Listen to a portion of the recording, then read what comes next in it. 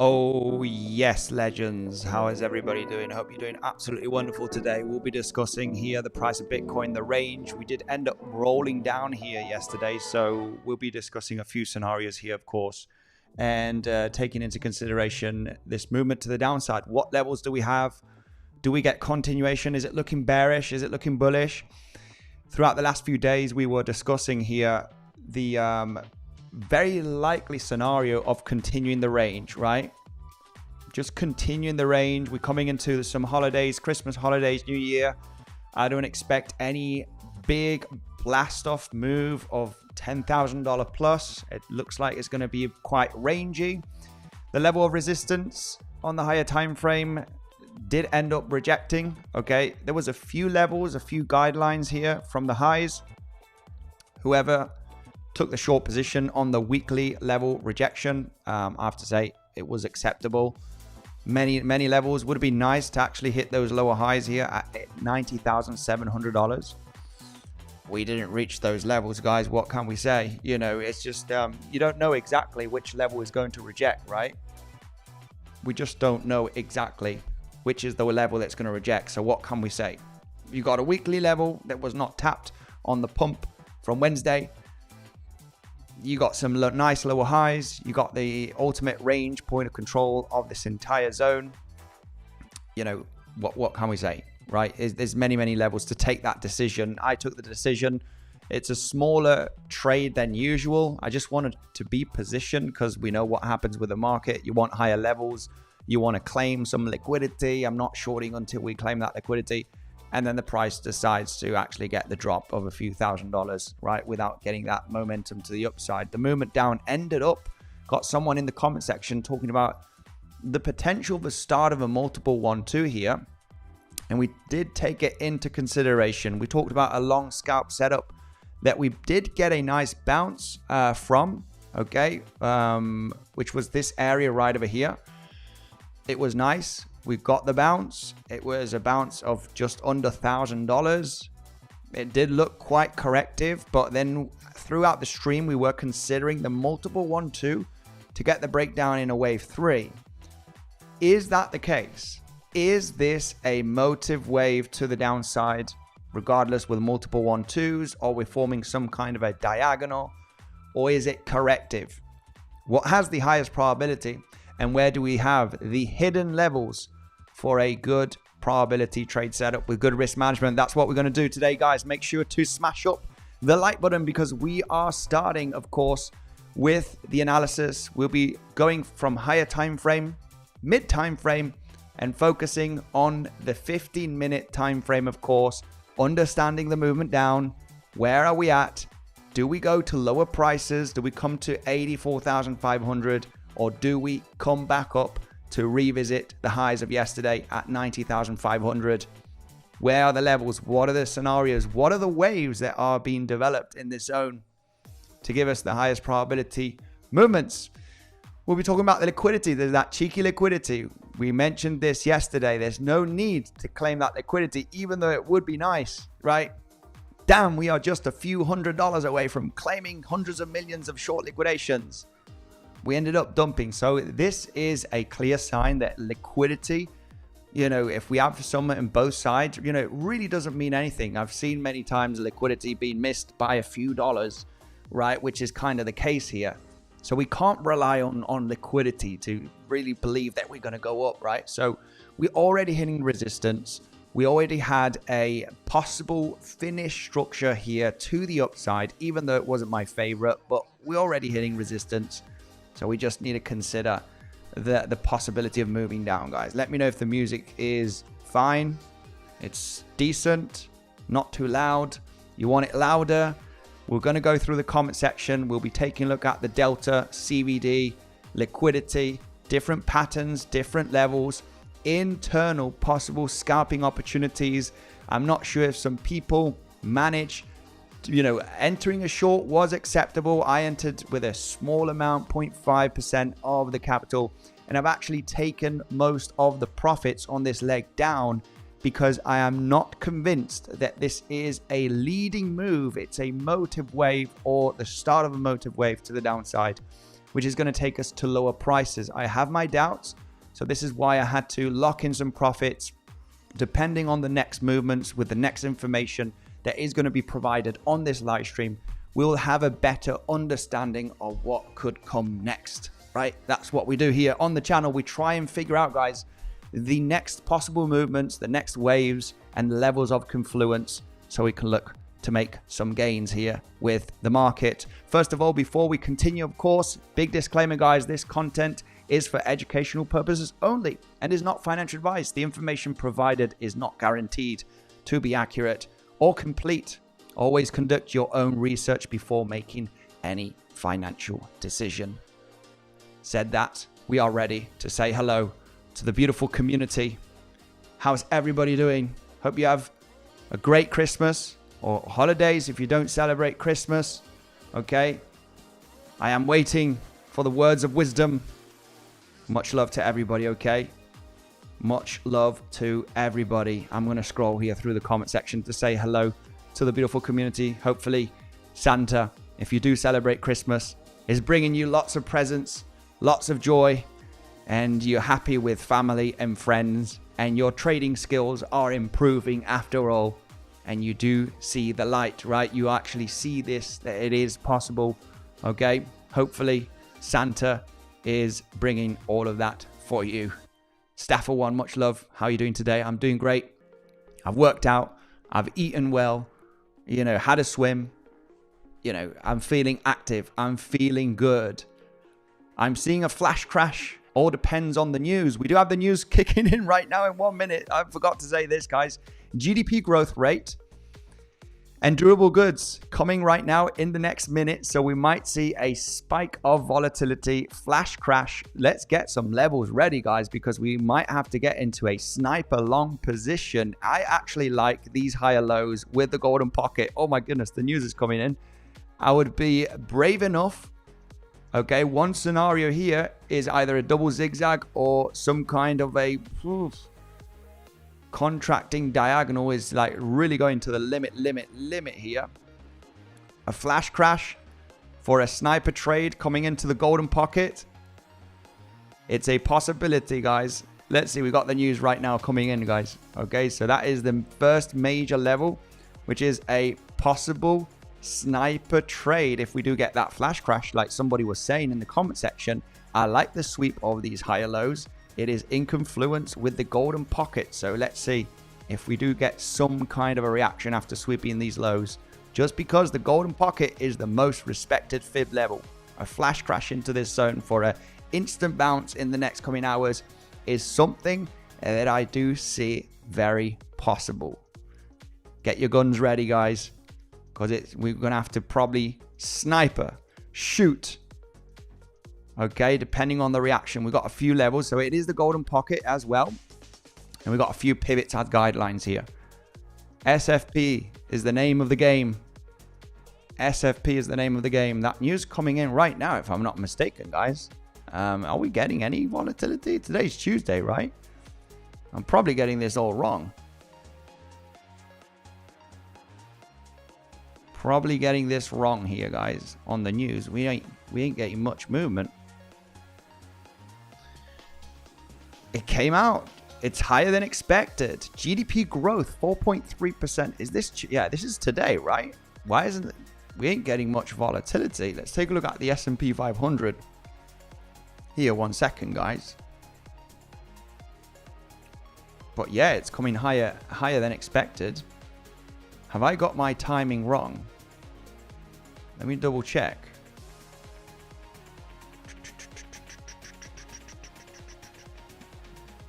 Durable goods, lower than expected.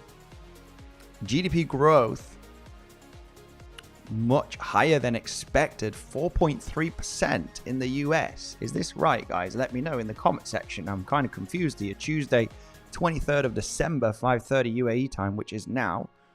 Of course, that's coming out here. Much higher than expected. So, not much volatility after all with that news coming out, legends. Much love, Pathmadia Vallejos. Let's do a quick comment section here. overview, and then we'll talk about the different scenarios and movements. I just wanted to get that level ready, guys, just in case we get that quick little flash dump like somebody said. The 86,700 zone is actually pretty juicy here. I like it. I like it very, very much. I'm not seeing this as a strong overlap. We got this movement up that, to label it as a wave 4, went too high. It literally hit the golden pocket from the last lower high to the last low. So golden pocket is your invalidation for a wave 4. Wave 4s usually go to 236, 382 Fibonacci, max 50%. Not hitting the golden pocket. Lots of overlap here, lots of noise, move down, hitting golden pocket. I am looking at this potentially to be some kind of a possible corrective structure. Of course, one of the scenarios eventually, if you do get that, this bounce over here after the big high volume move to the downside, getting this bounce, you need to start thinking about a possible diagonal, which we definitely have a situation here with the diagonal. If we're connecting this as your wave 1, your wave 3, yeah, it would have to be an expanding one at the moment, and that is not possible because your wave 1 is longer than your wave 3. So ideally it should have been a contracting diagonal, right, where your wave 5 is smaller than your wave 3, but now the wave 1, 2 and 3 are expanding, as you can see with the wave 4. So there's no diagonal potential here. Interesting. I am actually labeling all of this, guys, for a higher probability. Well, higher probability of, obviously we're lagging with a bit of information here. I don't like the multiple 1-2s, where we would have to label this longer move down with high volume as another 1-2 based on the golden pocket touch, which is not available for wave 4. So it would be a 1-2, 1-2, 1-2. Yeah, the fact that the third 1-2 here is longer, I'm not liking it.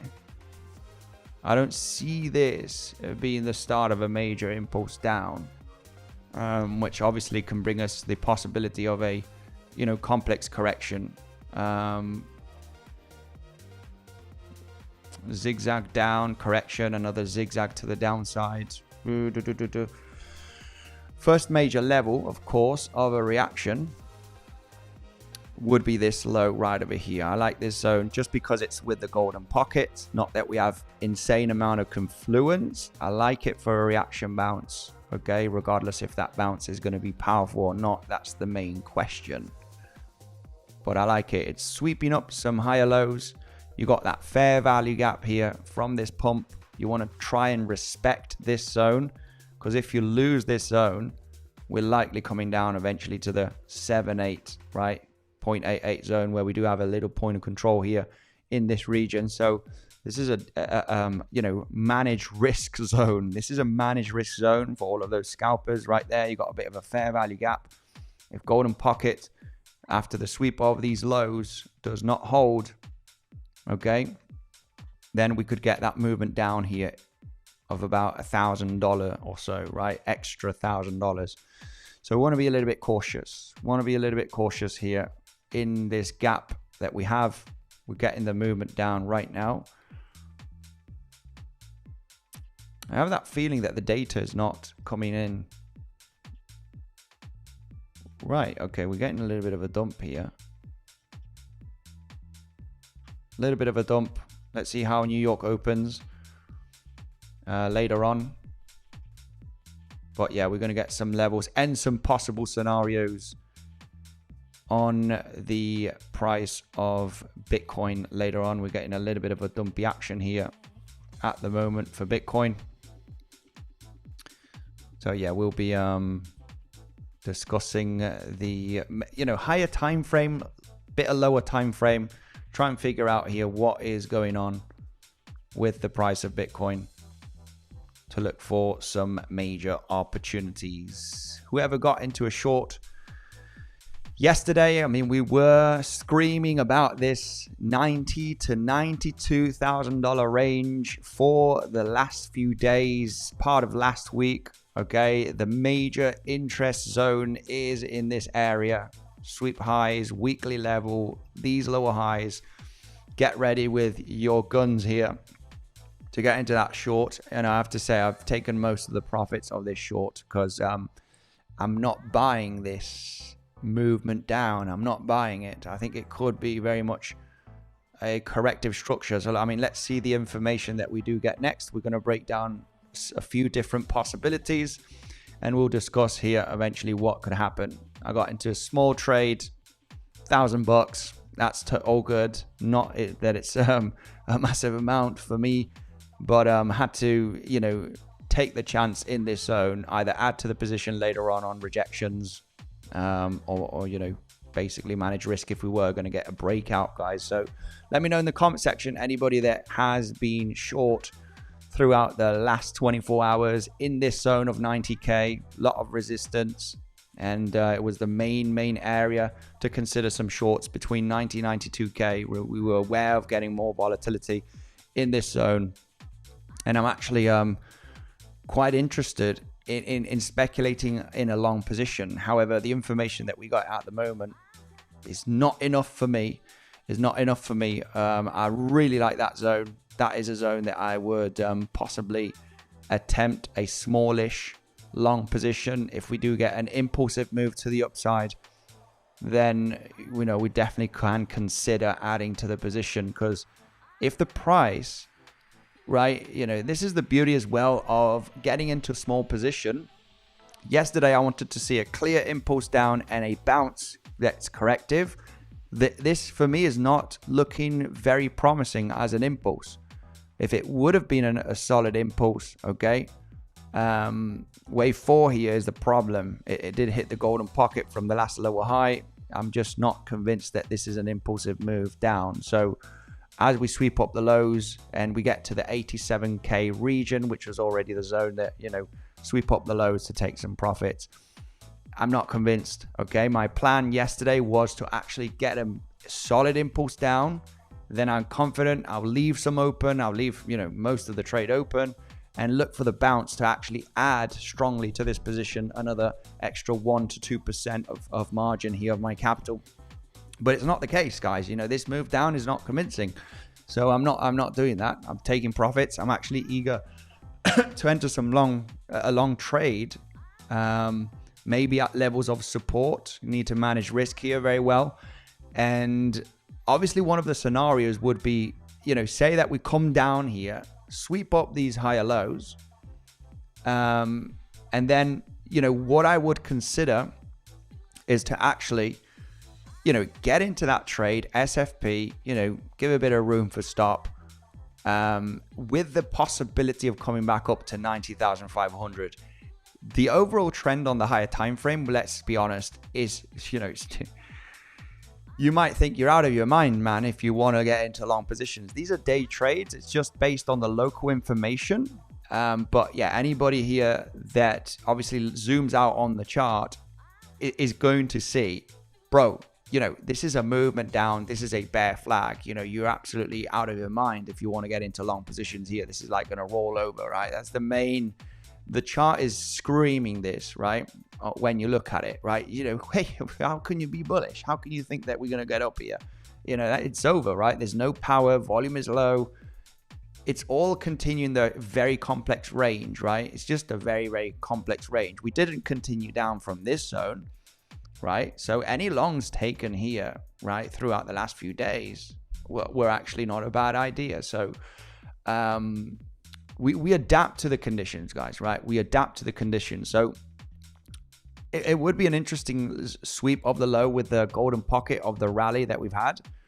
And what I would like to see eventually, if I do get into that position, I would keep it small just based on the higher time frame downtrend and still not have a lot of confidence about getting a bounce to hit 90,000 plus. Is small position. If that movement down gets a solid rally in an impulse and a corrective bounce, a corrective rejection, you know, I will no doubt get more of that position in here. All right, to then look for that movement to the upside to take out 90k plus, maybe go to 91, 92, where we have that next level of resistance that hasn't been tapped yesterday. So that's a little bit of the plan here. Small position, maybe sweep this low. Want to be cautious because we have a fair value gap in this area that could bring us down to the mid 85k levels. We've got a little point of control in this zone. 7.8 to 0.88 fib. This is like the last zone for the triangle E wave, which we're going to explain here as well on the higher time frame. But this is a managed risk situation. Be careful. I'm not adding to the position on the movement down. It could break down, right? I want to see the first sign of strength, small position, boom, boom, impulse up, and then obviously that choppy, you know, corrective structure to then you know, add to this position, right, up to 1 to 2% after getting into a small position here. So that's a little bit of the strategy that I'm looking at the moment. See if we do get that leg down, sweep up the lows. That would be the ideal scenario. Okay, let me know anybody that did manage to get into this day trade swing short. We've been talking about this 90k to 92k. I was not convinced yesterday in a bigger position. We could have claimed the highs a bit more. Movement down, we're very choppy. Just being aware of the situation. And this movement down is not convincing for me to be an impulse down. So, you know, for me, it's, you know, it is a trade. It's a profitable trade. Want to close most of the position, understanding that I'm not convinced about this being too bearish, this movement down. Okay, so anyway, let me know in the comment section. Maybe some people did manage, because that was the overall game plan, guys, throughout the last week, right? This is the area, guys, of interest. Likely going to get a rejection, either weekly level, either point of control up there, range point of control. We had a few different levels here to consider, all right, as a guideline, right? Remember, these levels are guidelines for you to actually see the level being tapped and take the trade, okay, on the rejection. Let me know in the comment section, guys, anybody is short. I'm heavily short, or I'm not. At least just reach 89k before dump. 89k before dump. Yeah, I mean, it's possible. GDP came at 3.5. Man, I'm getting my numbers wrong here. Actual forecast. Man, this is, I don't know what's going on here with this. Why is it actual 4.3? GDP growth rate. Maybe, I don't know, maybe Trading Economics has got this wrong, but I see actual right now coming in here at 4.3. That's weird. Somebody saying in the comment section it came out at 3.5. 39% up P&L on ETH from $2,940, says AA916. Absolutely. I closed my shorts. What a legend, I guess, in some profits, right? Bull is coming. Let's see. Maybe yes. I'm not convinced about this movement down, guys, as explained. Not convinced. Not really convinced for this to be something something motive, which would be a 5-wave impulse or a start of a 5-wave impulse. Eventually that could all change if we were to get a big breakdown to the downside. We are downtrending today. We're just looking for this downtrend maybe to possibly flip into a new uptrend, right? That's what we are trying to figure out here. But we are downtrending, so we want to be cautious, right? This is a bit of catching the low situation, which you want to be, you know, cautious and being aware where you have the fair value gap, the danger zones, right? That's the zone where it's actually dangerous, because that's a zone where it actually could break down aggressively. If we were to move down with high volume here, obviously we got the first reaction area, which is this zone. Little point of control, 7.8 to 0.88 fib from the movement to the upside. But if we get a high volume move down and then, you know, we still continue grinding, obviously sweeping up the lows here would be an interesting long position. If the price moves like this, I would come to the conclusion that okay, we have to fit this as a wave 1 of some kind, right? 1 2 1 2 1 2, and then it breaks down. You get your 4 5 4 5 4 5, you know, and then you're looking for this zone over here, maybe sweep some liquidity. I wouldn't be interested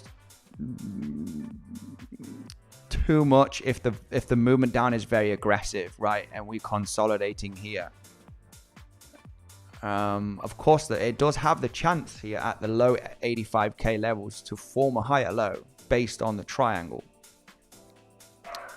But yeah, it's going to be a little bit difficult, right? A little bit difficult. I'll explain why. That's the first major level of interest, those higher lows. But the triangle here is still very much a scenario. Triangle here is very much a possibility. So the price can move down to the very low 85k levels, and it ends up being the E wave of the triangle, right? Just kind of aggressive move down to the low 85k levels, and then get that build up, and then a pop to the upside to claim the highs here. It's a very, very difficult trade. Nobody wants to trade this. Nobody wants to aggressively long when you're moving down aggressively. If you break down here and fill this fair value gap from the lower time frames. But if the price does stop there, at least we could take some considerations, obviously, for this scenario, right? Filling that movement down, the lows of the triangle. We're going to have to see. We're going to have to see. But mainly interested in longs, if I'm honest with you here. Mainly interested in longs. We just need to be a little bit cautious. Let's go through comment section here. See what's going on. Let me take a look at the poll. Most of the people, where are you leverage trading currently? Only spot buys, 27%. Only spot buys. People are not, these people eventually not feeling the vibe of trading, right? And not being confident with their strategies and how much they're risking or whatever, right? Trading is eventually not for everybody. You need to have very, very good psychology, risk management, and people can very much struggle. Dex or a Velto, 4% are currently trading on Dexes. Velto, that's interesting to see. And Bybit, Binance, obviously being the leaders on exchanges, 50%. I'm not surprised by this. And Bluffing Weeks, 19%, which is interesting to see, guys. Okay, interesting to see. All of those people that are not trading on Bluffin or Velto, which is a DEX, guys, check out the links down below in the description. Okay, we do have Bluffin with that great deal, which is $1,000 bonus, guys. If you deposit $7,000, if you deposit 5k, you get 750, and that goes on top, so you can increase your capital, guys. Take advantage. You just need an email and a password. So it's just interesting to see here how, you know, different people are using different exchanges. DEXs still are not very common. They're not very, very common for the user. But yeah, it's interesting. Binance maintenance margins are huge. However, got liquidated at minus 50% right before my position reversed. Yeah, a lot of people are very skeptical about the Binance exchange, especially after that major liquidation. I think many people believe it was basically done by these big exchanges such as Binance. You know, that massive liquidity. Atom, which is an altcoin, literally on Binance, US dollar tether pair, got to 0.01. It literally went to 0. So yeah, some you know, very, very dodgy. Entering short. Yeah, we'll take a look. Bluffin number 1, says Alex. Bluffin is a great exchange. That's where my main funds are, on Bluffin. I am testing out Velto eventually, which is awesome. This thing about, you know, not having any middleman, and it's the future, guys, right? We've all know, you know, if we can avoid middlemans in the future, going decentralized is the way to go, right? Obviously, it's quite newish. People are not, you know, basically, I'll probably do a tutorial on Velto, which is awesome, guys. Super simple, connect wallet, no middleman, which is the way to go. You actually know that your funds are SAFU, as CZ from Binance says. Bybit all the way. Yeah, Bybit was been my main platform for many years, but I like Bluffin. It's very similar. They're all very, very similar. Anyway, I'm now looking for that big short opportunity to begin, says AA916. The best zone really was, as explained in the last few days, this area right over here. But as mentioned, I'm actually not too convinced that this is actually going to get a breakdown, or it's going to correct and it's going to get a major breakdown here, guys. I am not in favor, based on the probabilities, that we're going to get this movement down below $84,000 in the next coming days. I just don't see it. One of the main reasons is this move to the downside. It's not looking too convincing to be an impulsive move down. It has many issues, and if it has many issues, obviously, if you are short from higher, you want to understand that you want to take some profits, most of the profits, half of the profits. I'm not convinced that this is the scenario that's going to play out, and it all has to do with this move, right? You know the deal. I'm just a guy on the internet. I could be completely wrong on this, but I just don't see it, guys. Do you see this being an aggressive move down to get a corrective bounce and move to the downside? There's many issues to find a solid impulse here, or the start of an impulse, or midway of an impulse, right? If we break down here this movement to the downside, and we have so many options on the higher time frame of continuing the range, even on this triangle scenario, there is a possibility that the D wave is not in, but there is definitely some issues with that scenario. Let me get the triangle here and talk about it. This one right over here. The problem is, if we were to rally, here to the upside, and we haven't finished the triangle, the D wave is not in, we need to hit that major level of resistance, which is the point of control of the range, and we end up forming a double zigzag here in wave D, and then sweep up 91, maybe 92, almost 92, hit the 7/8 fib, which is a common target for a triangle, and then get the rollover. The problem with this situation is time. As you can see, I've got the fib time here, and when we do look at the wave W, the wave X is going to be over 4 times longer if we still need to get up and then down, potentially even 5 times longer, and it's starting to lose a little bit of a grip here. It's starting to lose. This might not be the scenario that we're looking at if we need to form a move up and then another higher low, and then we form the wave Y, which could be different scenarios. It's a main issue. You don't want your next wave to be 4 times longer. You want it to be similar in size, 1 to 1, 2 to 1, even 3 to 1 is okay range. 3 times longer, yeah, that's okay. But when it starts getting 4 or 5 times longer, you need to start thinking we're probably looking at something else, right? And that's, timing is very, very important. The symmetry of the waves are very, very important. You don't want an extremely long, scenario here. This is probably not part of this movement up. So something to take into consideration. I would really say that this is like really stretching the triangle in timing. Okay, 4 times longer, even almost 5 than your wave W. It definitely affects the probabilities for sure.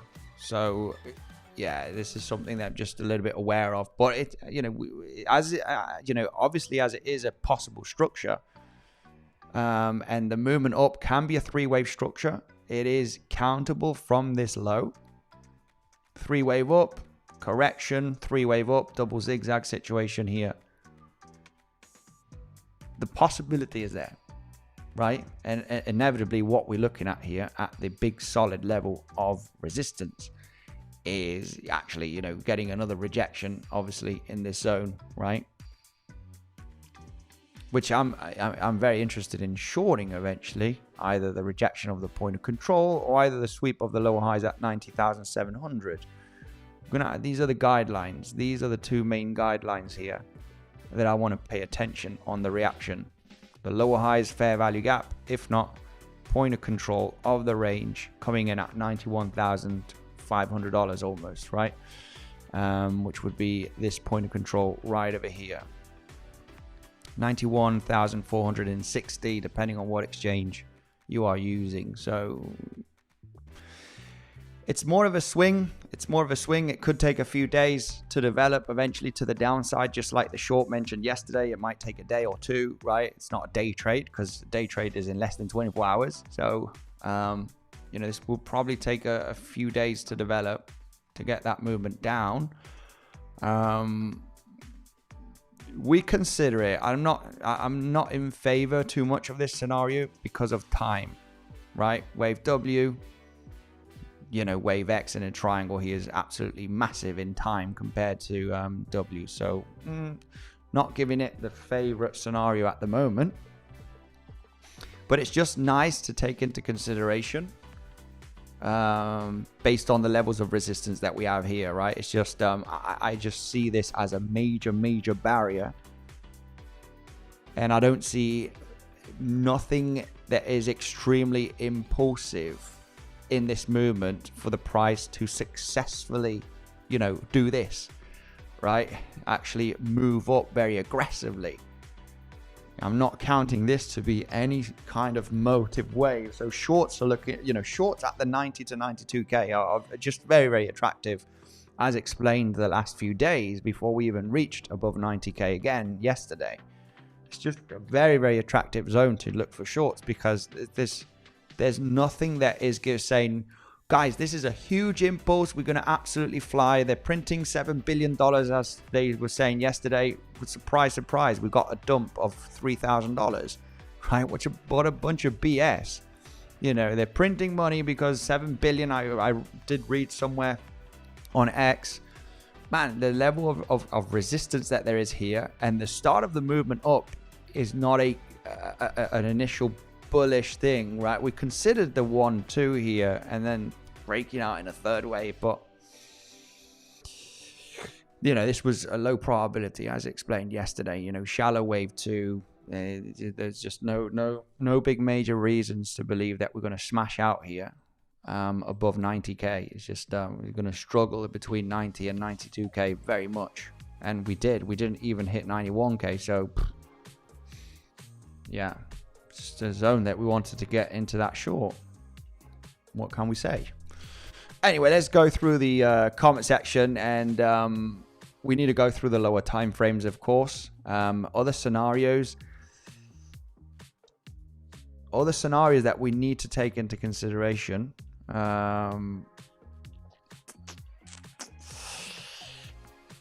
There's this scenario as well, which I'm not in favor of, just because with the recent move down, we got a leading diagonal to the downside here. That first of all has low probability, but if you can count it, then we need to take it into consideration. If you have something else, it's probably something else. We always need to give it the lowest probability scenario.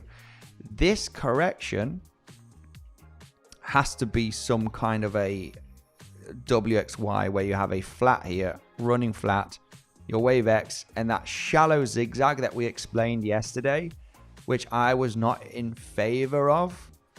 You know, we talked about maybe this is the zigzag of your wave Y. I would have preferred to see, you know, a little bit more of a more symmetrical scenario. This is why I don't like it either, guys. You know, I'm not liking this scenario. It's just it seems unfinished.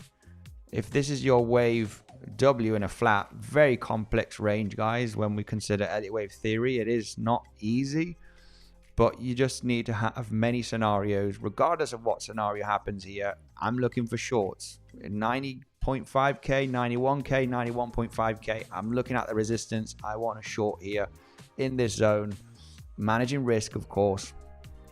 And that was the game plan here. Roll from here, roll from there, roll from there. It doesn't matter. You know, we're looking to sweep these higher lows of the weekend, and that's kind of what's happened, right, in the last 24 hours. So overall, that directional bias was correct, even though lower time frame, yeah, we could hit the highs again or not. You know, this is the thing. It doesn't matter. You know, the main idea here is to get that rollover from this zone, which has happened, right? So the movement down, I'm not convinced. Also, this is, you know, low probability for a contracting diagonal, leading diagonal. Ending diagonal has higher probability over a leading diagonal. And this correction is absolutely awful. I mean, obviously, as we're downtrending, we want to consider bearish scenarios. But I'm not buying it. It's not the most beautiful looking structure for this to be a wave 1 or a wave A. And this complex, flat, wave X, zigzag, wave Y, to be the end here, either in a wave B or a wave 2, right? We're looking for that leg down. And the movement down that we've got so far does not look incredibly convincing to be bearish, guys, I have to say. If we would have moved down, bang, bang, bang, right? Boom, clear impulse, no overlap, no big bounces, I would have said, guys, I'm, you know, feeling a bit bearish here. You know, the bounce, I'm going to look to add to my short. I'm going to, you know, add to this position because what comes next might be a wave 3. And we end up getting below 84k, right? And so on. But it's not the case. It's not the case, right? It's not the case. So unfortunately, I just provide the information that we get on the chart, guys. This is the thing. If I don't like the information, you can obviously agree that I'm completely wrong. It is an impulse. It's going to roll over. You're talking nonsense here. It's bearish. Come on. We actually tested the scene of the crime, if you wish. After getting the breakout, we broke out this major uptrend bearish channel. Breakdown, test of the crime. That's it. Forget about it. Forget about going back up $90,000, even 92. It looks very, very trappy though. Too easy, too easy. I mean, even you know, this is why I did get into short, small short, not massive. I would consider anybody that's shorted to take some profits eventually, just because it does not look convincing for the price to roll over from here, guys. And throughout the last week, the highest probability is to continue this range. Yes, going low, going high, maybe testing these lows, maybe stretching here to these highs, but I don't see a solid breakdown or a solid break up.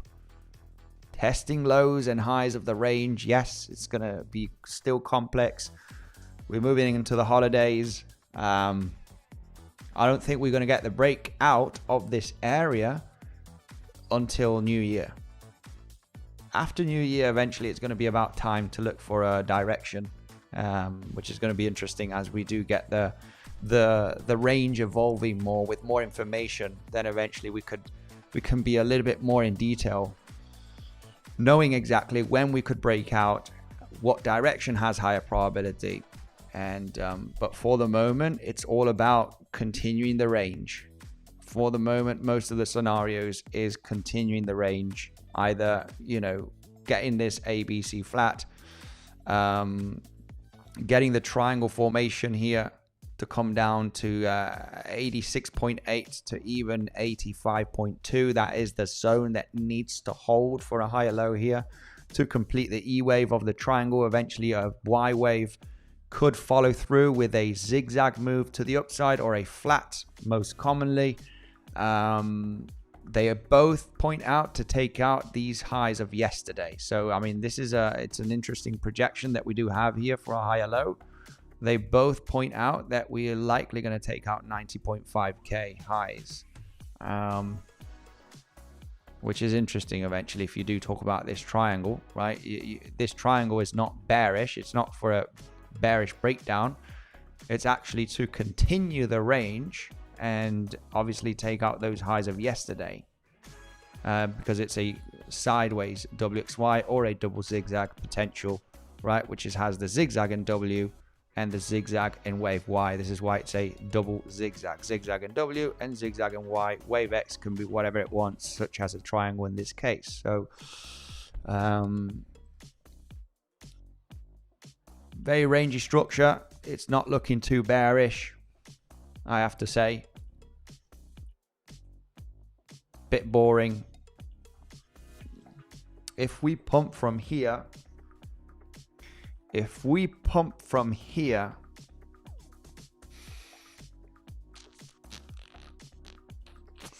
yeah, how can we be confident, right? This is something that we like, you know, I like to, if you see this, if I see this as not a strong impulsive move to the downside, and I want to literally, you know, figure out if we do have a chance here in hitting the highs of yesterday. For the moment, could this be a 1-2? 1-2, we're forming a higher low and we pop out here, right? And then we continue grinding here to the upside. If we move like this, this is an interesting shorting zone, especially if we get a high volume spike and we start getting exhausted here, right? I would really treat this, if we get a high volume move up and we chop around in this zone, looking for a correction and possibly a higher low to then move back up. But I would be interested in intraday shorts here. We talked about the longing zone here, the best zone eventually, at least for me, which is the golden pocket, taken from this low to the recent highs. It's just the best zone after sweeping these higher lows. But we might not get that level and the price decides to pump. If we pump in a bit of a 5-wavy structure, I'm looking for an inverted head and shoulder potential here, as you can see, right? Inverted head and shoulder right there. Of course, coming into the neckline level of resistance, and why this neckline here at 88.8K is so interesting, you may ask. It could be interesting for a little scalp short if we do get a reaction and a bit of choppiness here. We're going to talk about that right away, of course. We're going to talk about it right away. Smash up the like button, guys, if you do enjoy the content, the music. I'll go through the comment section right away. But we have a lot to talk.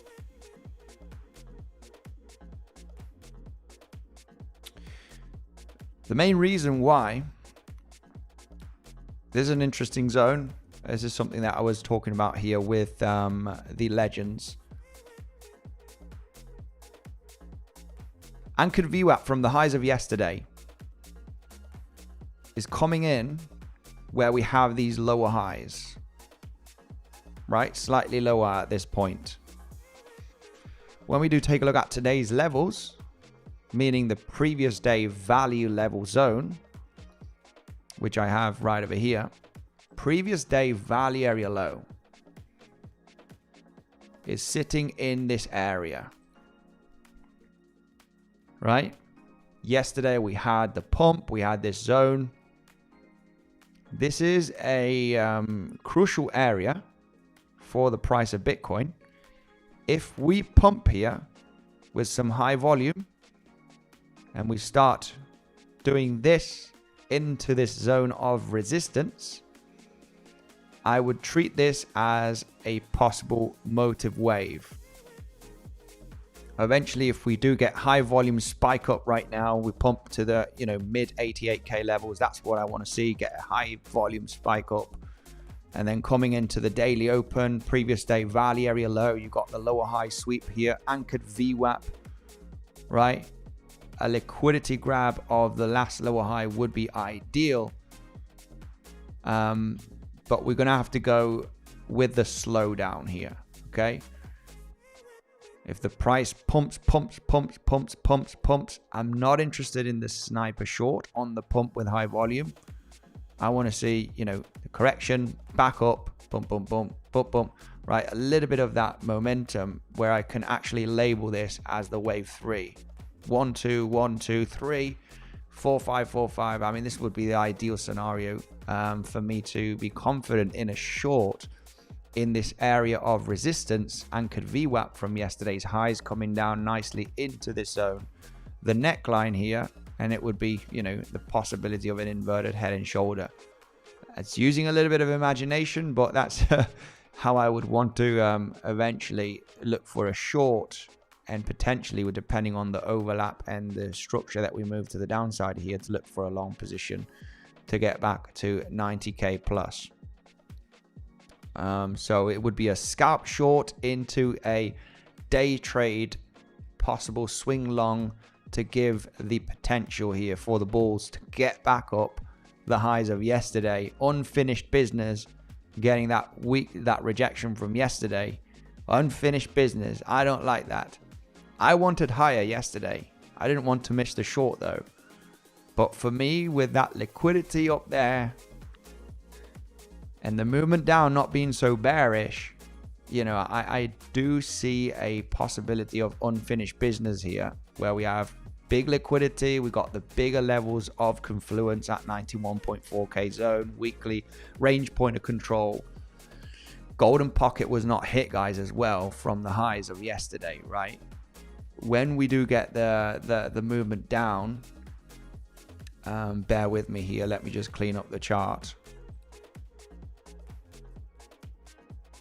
Let me just clean up the chart here 1 second. But from the pivot high of yesterday, last Tuesday, golden pocket was not hit either, right? And that little fair value gap, right, lower highs right there, the fact it was not hit is disturbing with that liquidity. And with the information that I have to the downside here, I have to say that, you know, I'm actually looking at that scenario to have a very, very good chance. There is a good chance maybe that, you know, we end up forming a higher low from the lows of 84.5k, and we end up, you know, getting one more leg up here. A little bit of confusion for the bears, for the bulls. That's what we like. That's what trading is all about, right? So yeah, that's a little bit it here of the scenarios. So the moment I could be confident, right, if we were to pump, I'm not in a long position at the moment, guys. As explained, this is what I would want to see to be confident for the long. Okay, this is what I would want to see. Come here into resistance, form like an inverted head and shoulder, but get that in, you know, a bit of a clear impulse up here. Doesn't mean it needs to happen. It's what I would like to see, right? To be confident to say, okay, guys, you know, this is, I'm looking for a long position. You know, let's get that pop up, you know, coming into this zone with a bit of choppiness, so we can actually label all of this as a possible impulsive move. The shorts can be interesting. The rejection here would be very, very likely. So I would be interested in a scalp short here, because we do have a lot of resistance, right? As explained, we do have that, you know, anchored VWAP, the lower highs, the previous day value area low, which eventually is a level, right? The low of the range of yesterday, which is coming into that zone. And, you know, with that into consideration on how the price needs to get up there, the movement down, you know, would be my zone to look for a long, because I can label this as an impulse. We have an inverted head and shoulder potential, right? We can start speculating on that reversal and getting back up here above 90,700. But we need a bit of information here. I'm in no longs at the moment, and I'm interested in longs though. We either get the move down, sweep up these lows. I think it's an SFP sniper attempt. I'm not going to go in too crazy with too much capital here. It's going to be 0.5%. Give a bit of room for stop, right, as it is a small position. If we were to get that next move up in an impulse, such as this drawing right over here, right, but either sweeping the low here, it doesn't matter. It doesn't matter where it happens, but I need a sign of strength. And that's the moment I can, you know, try and speculate that the choppiness corrective move down to the 50%, 618 fib from the lows to the highs is going to be the one that I want to enter. Because we're obviously looking for a 3-wave move up or a 5-wave move up, but this would be the 3rd wave potential. But we need an impulse, right? We need an impulse up, because if it is going to be choppy, 3-wavy, you know, at the end of the day, what we're looking at here is to get that leg back down. If we don't get that, you know, if this is going to be still part of a corrective range, we just look for the price to really move down, and then, you know, I could speculate on a double zigzag situation here, and, you know, look for the longs based on the triangle scenario. Right, which is this one, right? This drawing right over here. Let me get this right.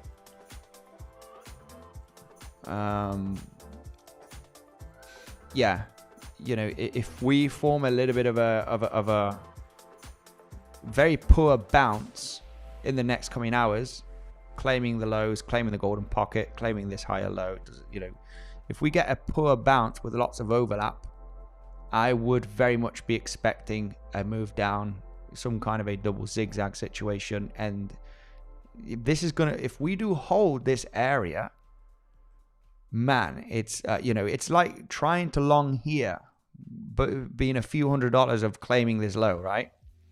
This is one of those levels that nobody wants to get into a long, right? It's like, yeah, this was actually a good long when you take a look at the 5-15 minute time frame, because there was a clear, at least it was getting exhausted after a high volume move down on the lower time frame. You were holding here and not moving down aggressively with high volume when you take a look at the 5-minute time frame from this movement. But when you are so close to a major pivot, you might think, oh, it's going to take out the low, right? And then it might bounce, right? That's your natural belief, right? You believe in that situation. It's not, well, at least I do. It doesn't mean that you need to believe that. So coming down here to the 7-8 golden pocket, 0.88 Fibonacci, which is a target zone for an E wave of a triangle. Triangles like to go steep. Golden pocket to the 7-8 is the most common. This one hit the 0.88.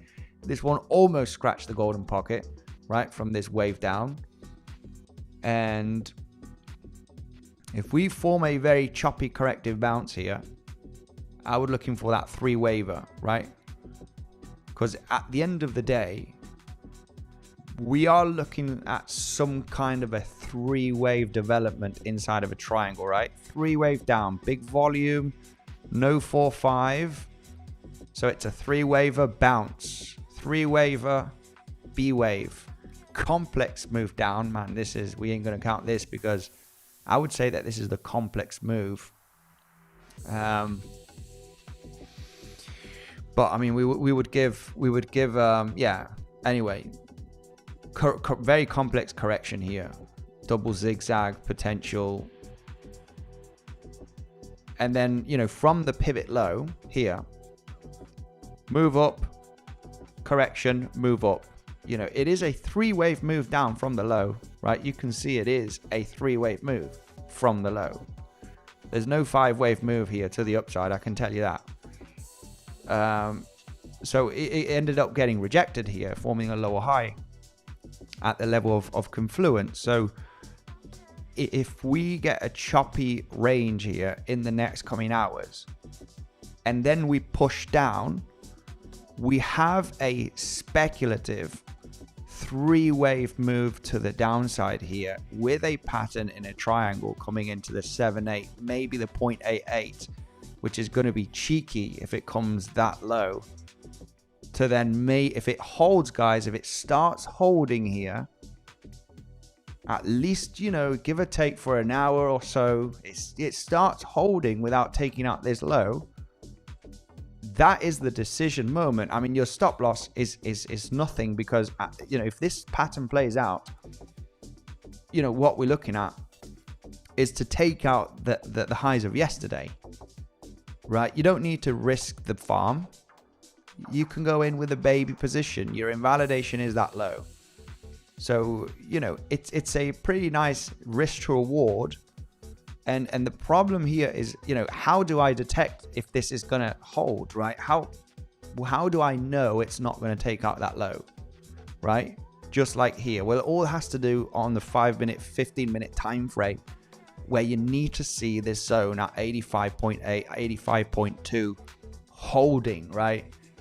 If you get a big move down into this area and it stops for 30-minute, 1 hour, that is already a very, very good sign for the reversal. What you don't want along is a red candle that's absolutely nuking and it's not stopping on the lower time frame, right? Which is just continuing to move down, right? If you really move down from here, it's like you need to learn how to sit on your hands for at least 20-30 minutes to see if it's stopping. And the level to stop here is 85.2 to 85.8k zone, which is the 78.88 zone. It needs to stop at least for 20-30 minutes. And that's eventually when we can consider, okay, right? I'm happy to actually speculate on the triangle and speculate on a higher low.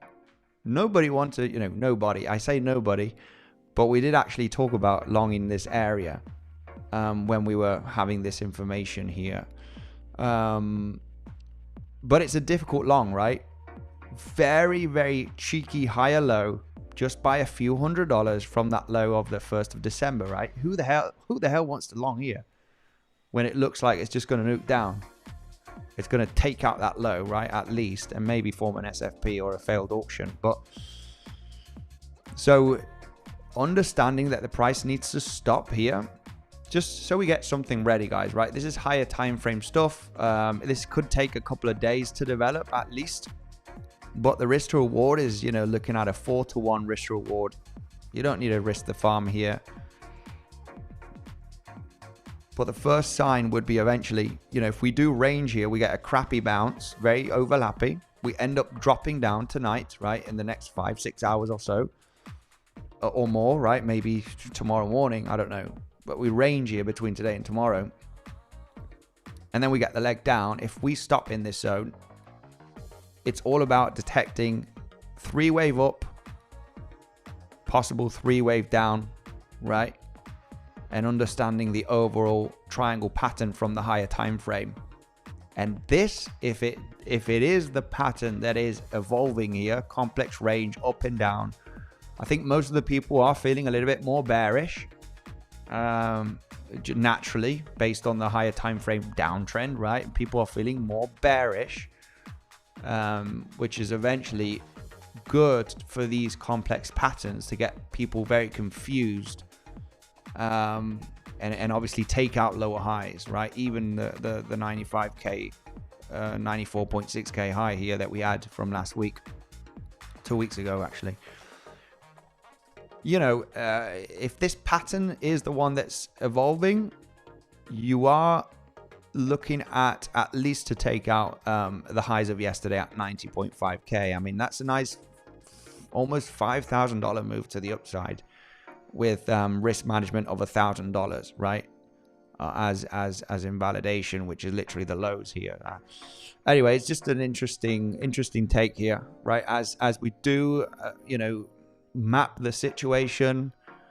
If we do bounce from here, what are the targets? You're very likely going to take out those highs, right? That is something that I know that it's a very, very likely move. If you get that 3-wave down and we start holding here for, give or take 30 minutes, maybe an hour, I'm going to be very interested in longing stop loss at the low. Screw that. You imagine entering here, right? And stop loss here. This was a little bit more difficult. This one gives you a little bit of more signs for that situation. So the trade setup on this is this move, because the Y wave could form a flat or it could form a zigzag. If it turns out to be a double zigzag, triangle, zigzag, we're gonna have to see. But the first target is this one, regardless, taking out the highs of yesterday. So let's see if we get down there after a little range, it end up breaking down with high volume, and you start stopping in this zone. Yeah, just I'm very much interested in that long position, guys, on the higher time frame. It would be more of a swing long position. Common targets after forming a triangle in a wave X is the 0,618 to the 1-to-1 from your wave W to the end of wave X. In this case would be the E wave, round about the 7-8, right, of this movement. We don't know. But you know, this is why the target zones here would be the most common ones, if this is the pattern that is on the formation. Yeah, anyway, that's something that I wanted to point out. More intraday scenarios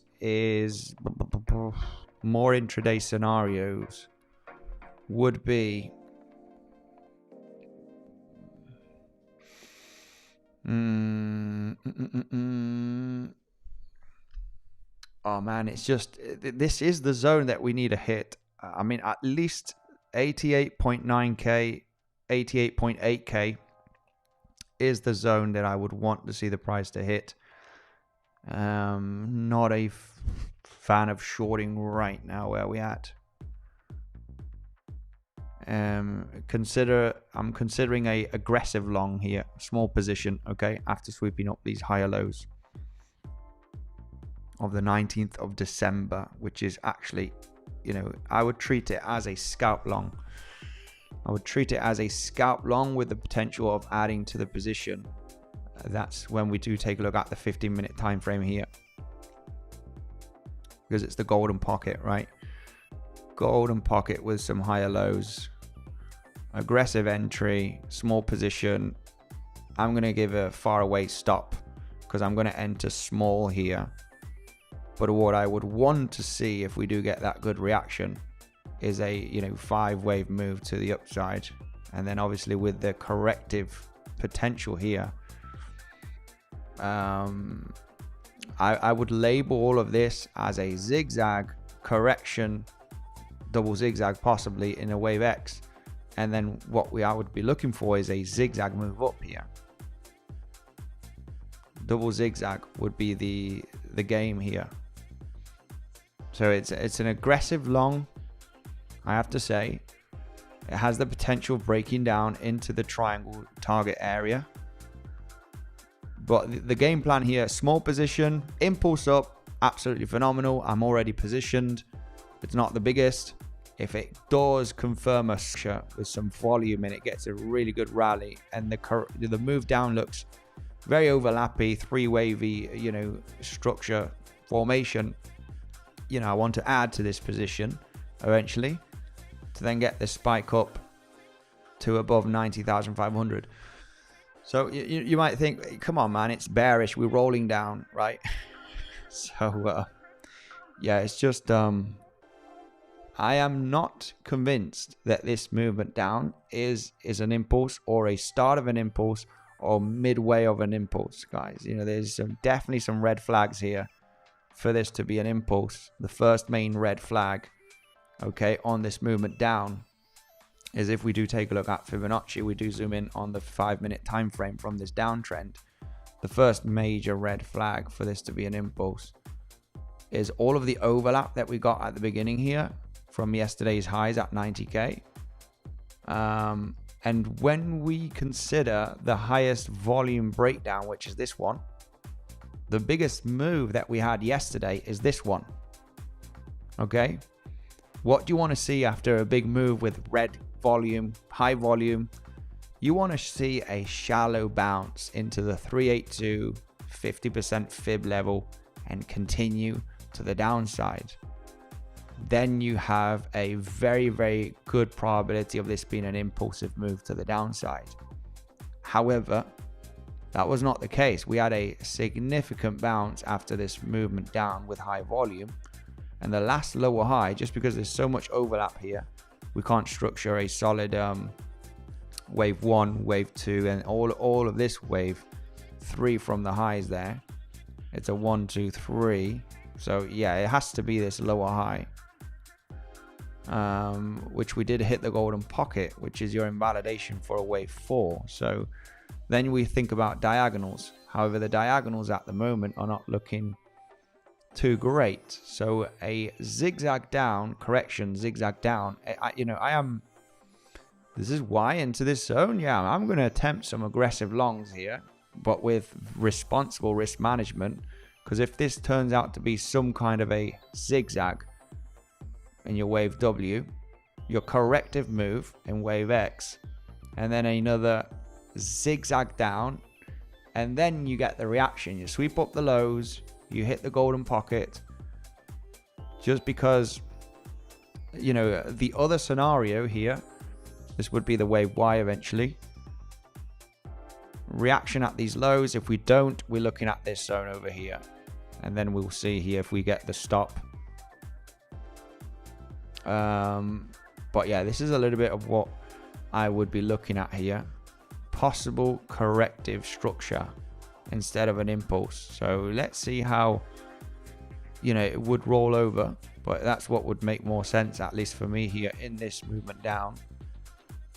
Because, you know, if we break down with high volume and we actually go down, you know, to the 85k levels or even lower, I would have to eventually come up with the idea that this is a multiple 1-2, even though this 1-2 is much longer than your previous 1-2s, right? So it's like it's low probability, right? What can I say? It's low probability that there is an impulsive move getting developed here. It's just low probability, guys, based on this big volume move down. You need a shallow pullback and continuation to label this as an impulse. You get this bounce hitting the golden pocket from the last lower high and the low. It decreases the probability that you're looking at something motive here. And expanding diagonals are not working at the moment.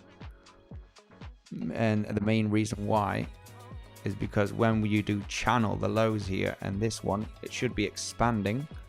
Your wave 3 is already the smallest wave. That's your longest move down. This is the smallest.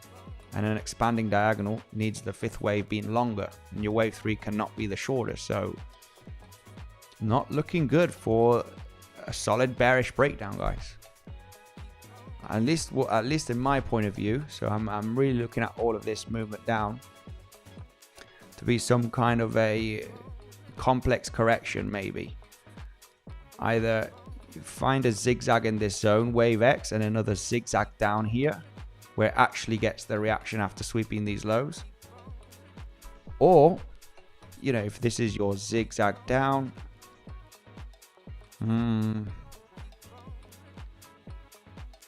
yeah, I mean, the fact that we finished here an impulse, it's just not looking great.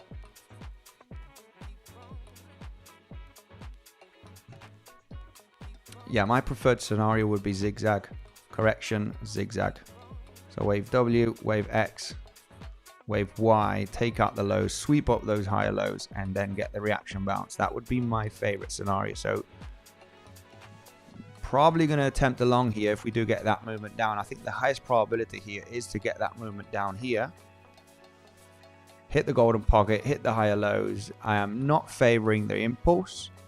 I'm favoring this scenario, the levels of confluence. I understand that another leg down is possible to get down to below 87k, and that's the moment of decision. Small position, gonna put stop loss, give a bit of room, guys. We don't need to be, you know, oh man, I risk too much, I'm putting my stop loss, you know, close to my bum.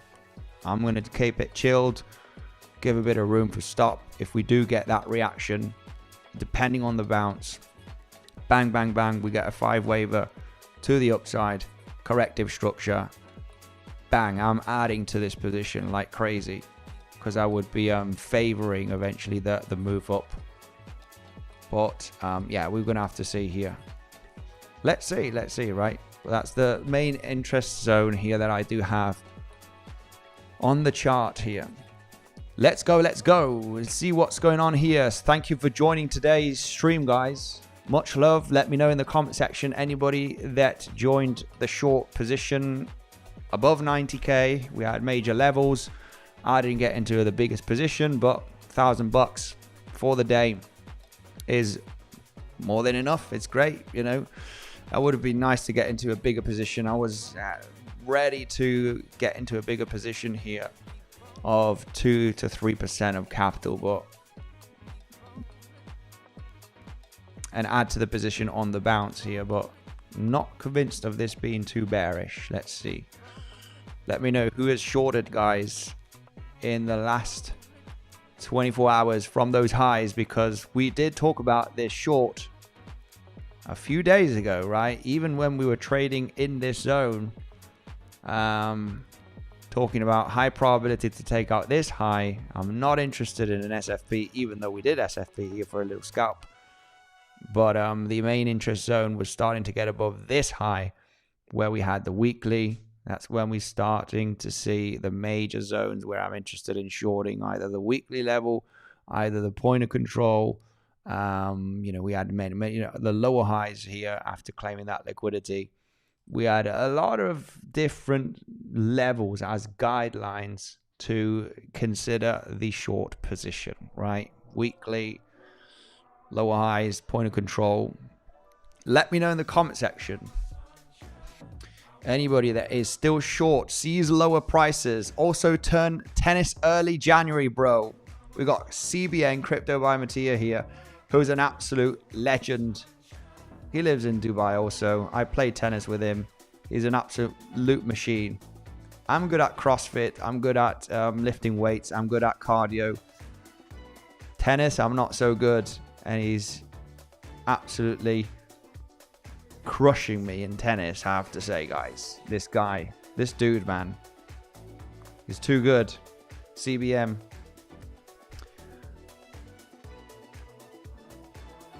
CBM here in the comment section. Much love to you, my man.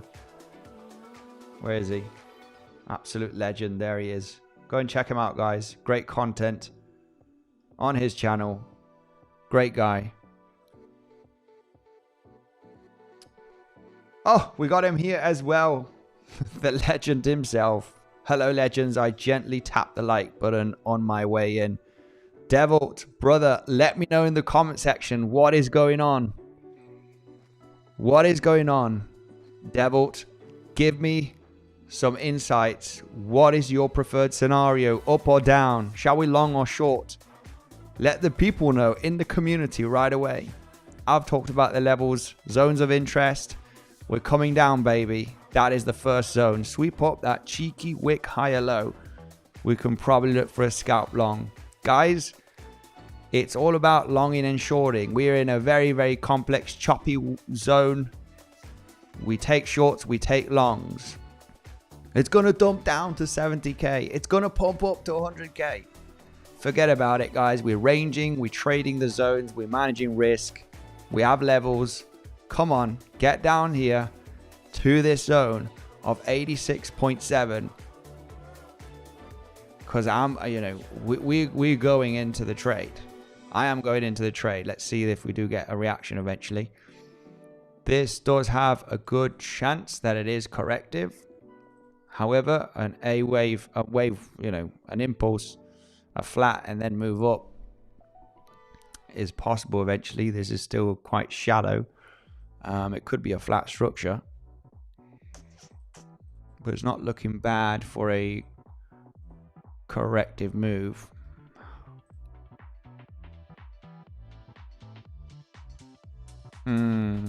Yeah. Likely corrective. Likely that we're going to take out those lows. So, yeah, looks like we're going to come down to these lows potentially in the next, I don't know, maybe next hour or so. Maybe as we're streaming. But it's my favorite level for the moment. The closest level that we do have that I do like, because it's a sweep of higher lows of Friday, and it's also exactly where we have the golden pocket from the lows to the high. So it's going to be a bit of a snipey level, guys. Hopefully we do get that reaction. If we start trading beneath the level, I'm going to give a bit of room for stop here if we do get down there. I'm too old for this crap of putting a stop loss that's like really, really small. Give it a bit of room. Give it a bit of a breather. Let it breathe. Let's go through comment section. We've got the legends here. Paddle is for people who can't play tennis. Yeah, I guess paddle's for me then. Right? Much love, man. We got Devil here somewhere in the comment section. I'm trying to find him. Where is he? Where is he? Tennis early January.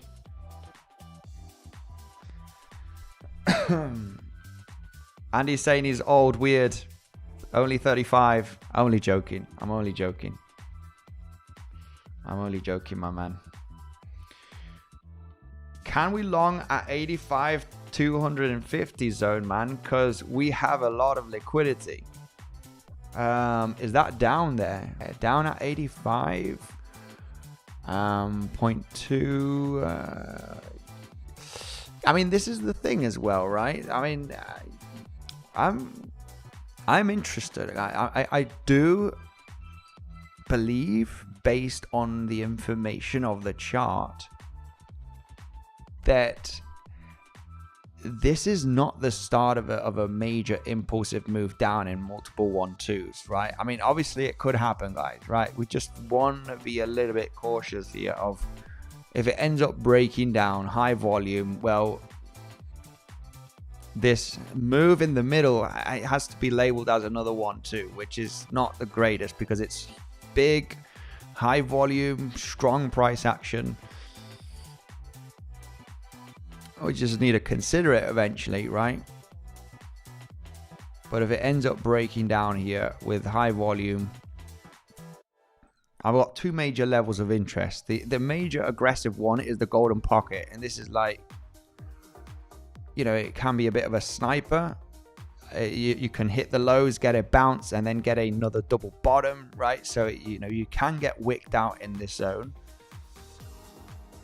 It's very, very rare to come down into a level and suddenly V-shape, right? That's what we all want.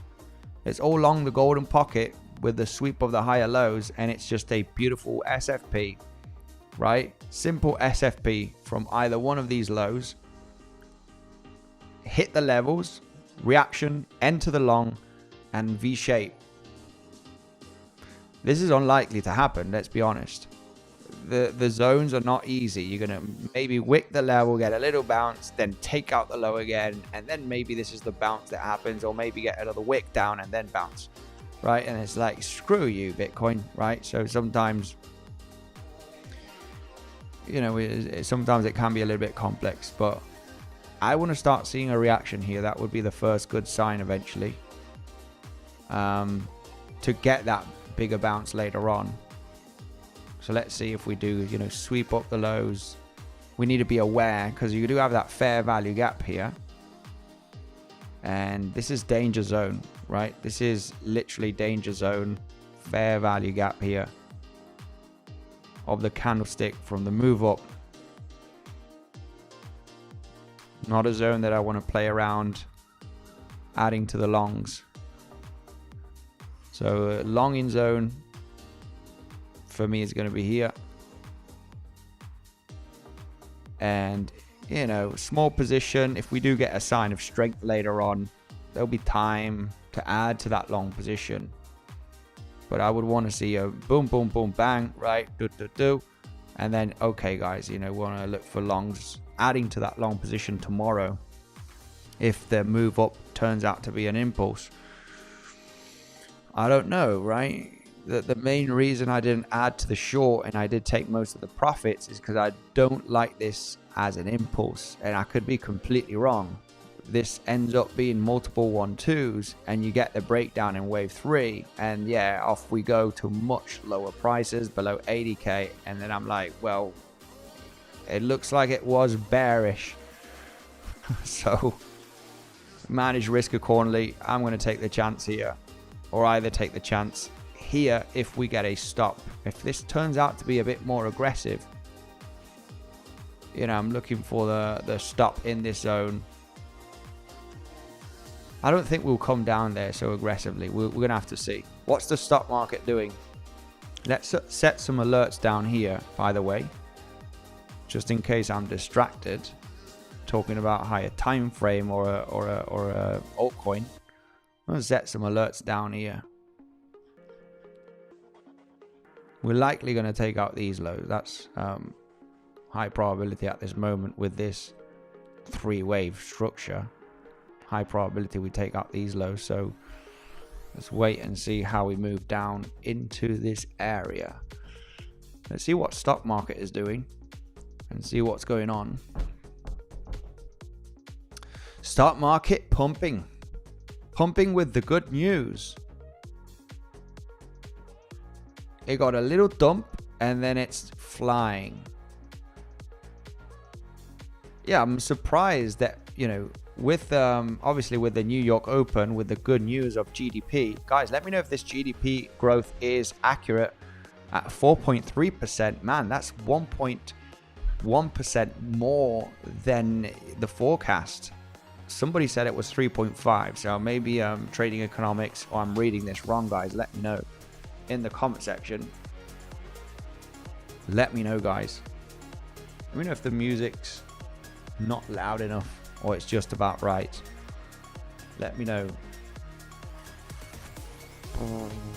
But yeah, stock market is pumping based on GDP growth now with the New York Open. It started off with a dump, so market makers playing around with the news being bullish, and then New York Open spiking the movement up. Bitcoin not feeling it here. Bitcoin not feeling the pumpy action. Let me know, let me know. Yes, it's accurate, Andy, but based on old data. Why over prioritize tax gains when your body can be in heaven?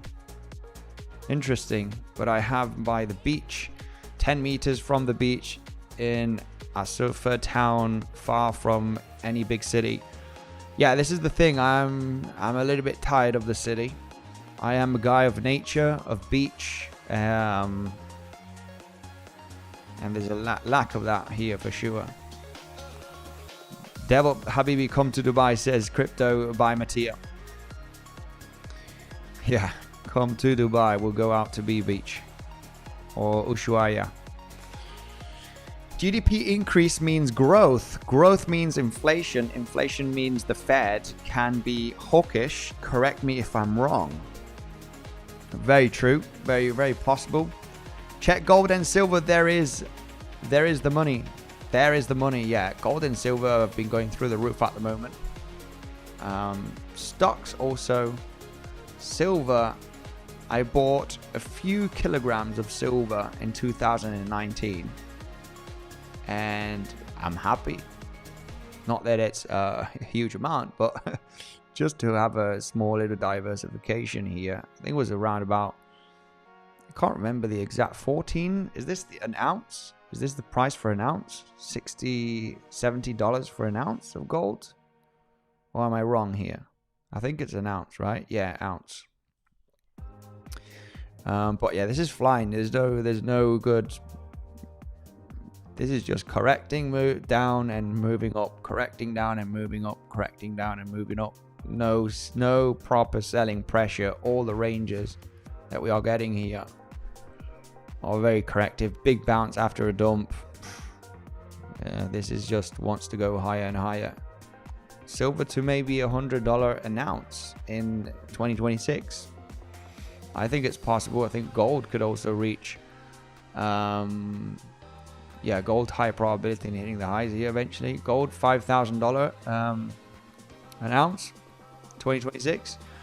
But there's no major signs of this slowing down, that's for sure.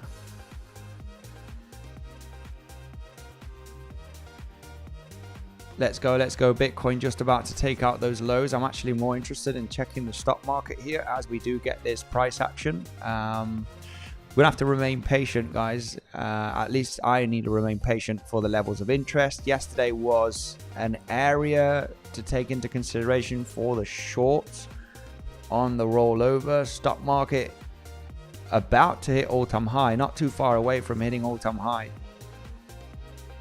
Oh, wait. Yeah, it is. Yeah, all-time high again for stock market. very, very soon.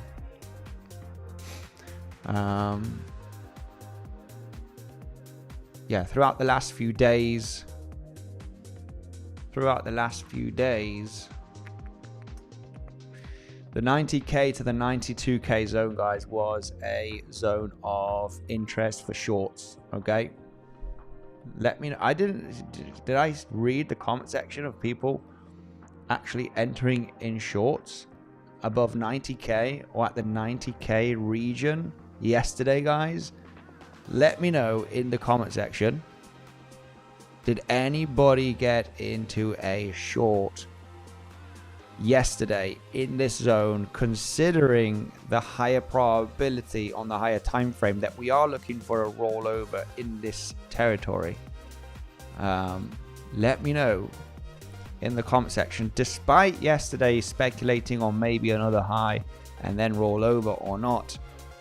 As mentioned, was very similar from this zone. Guys, we're really looking for a rollover here, despite taking out the local highs again or not. So it all depends on how you're managing risk, how you're positioning, small, large, right? Let's go through comment section. I'm pretty sure a lot of people entered that short position.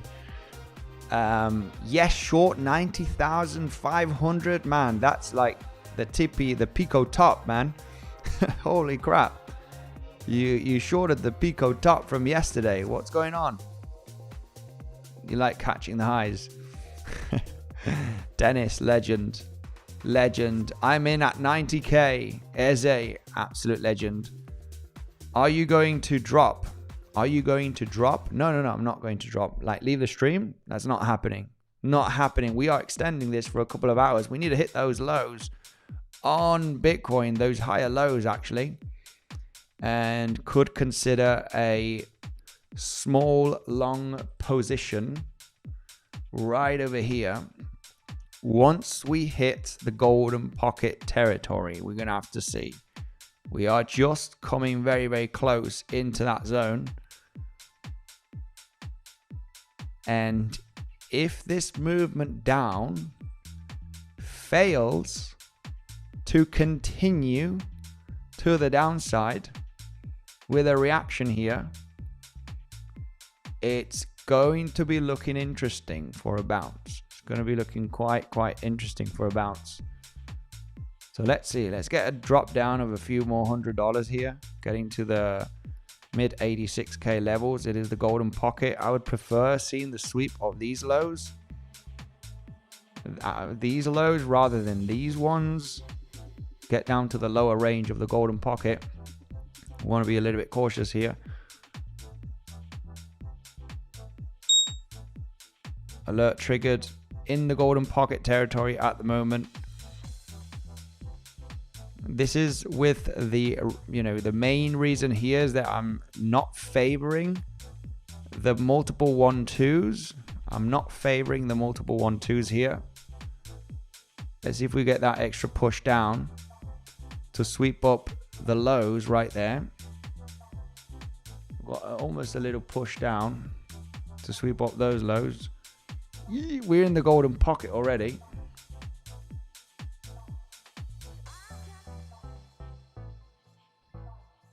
Would be nice to sweep those lows.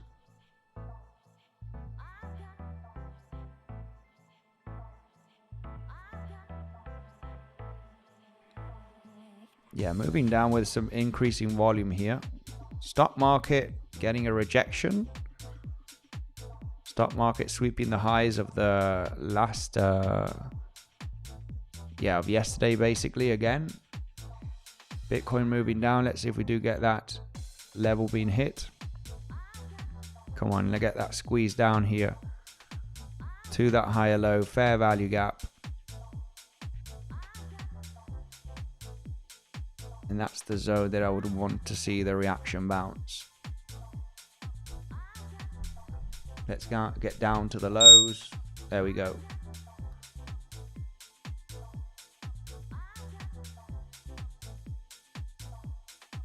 It is an aggressive move down. Lows hasn't been hit here, at least on Coinbase. It has on Bluffin and some other exchanges.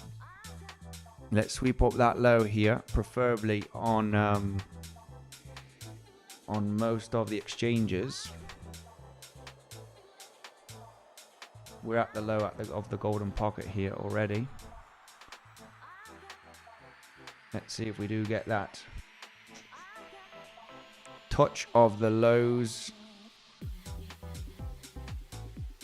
Come on, just get one more push down to sweep up that low. Would be ideal.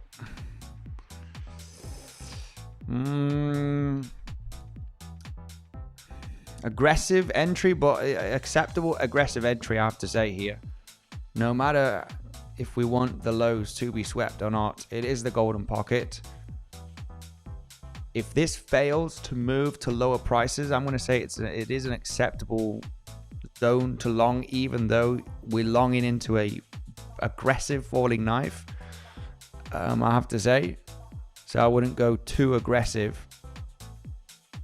Let's see if we do sweep up those lows. That would be ideal, and then get the reaction. If we do continue breaking down here, you know, I would be happy to cut down here.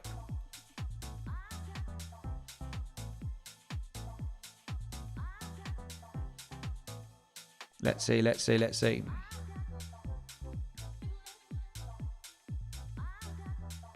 Will we bounce? Let me know in the comment section. Are we bouncing from this golden pocket zone after sweeping up the lows of the higher lows from Friday? We got a dangerous fair value gap, which if lost, then we could get an extra dip easily of over $1,000. But the golden pocket is the golden pocket. You don't want to mess with the golden pocket because it's the golden pocket, right? And I am favoring the bulls. I have to say, I am favoring the bulls, and I'm not favoring the bears here to get an aggressive breakdown in a wave 3. I do think that this could be some kind of a double zigzag corrective structure. And we're gonna, you know, basically, and that's what I'm speculating on here with Bitcoin. Let's see if it wants to play ball.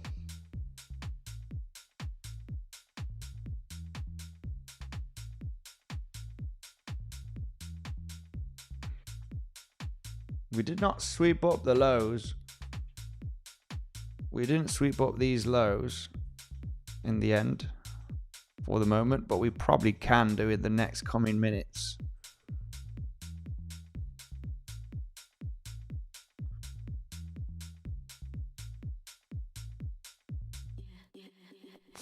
It's regardless, it's already an acceptable entry zone.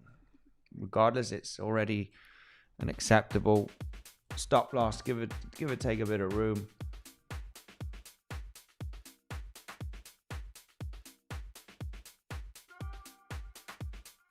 Not betting the farm here, as we are counter trading.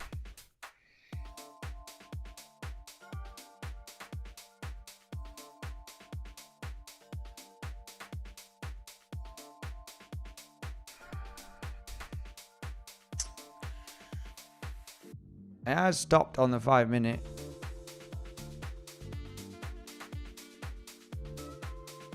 I like this stop. I like this stop. I am not counting here on a multiple 1-2. I am in the position. I'm giving a bit of room here for stop loss.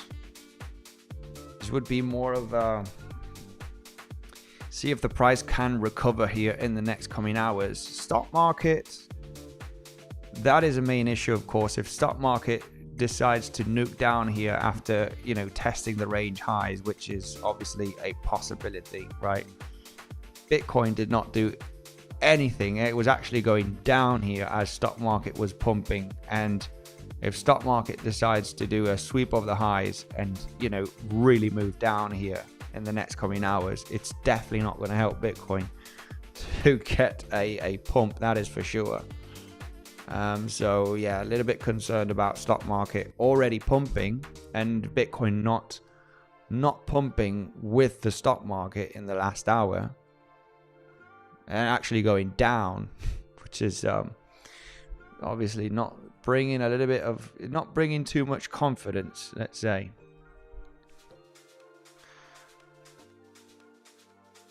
Let's you know, I'm going to hope that stock market does stay grounded here in this zone.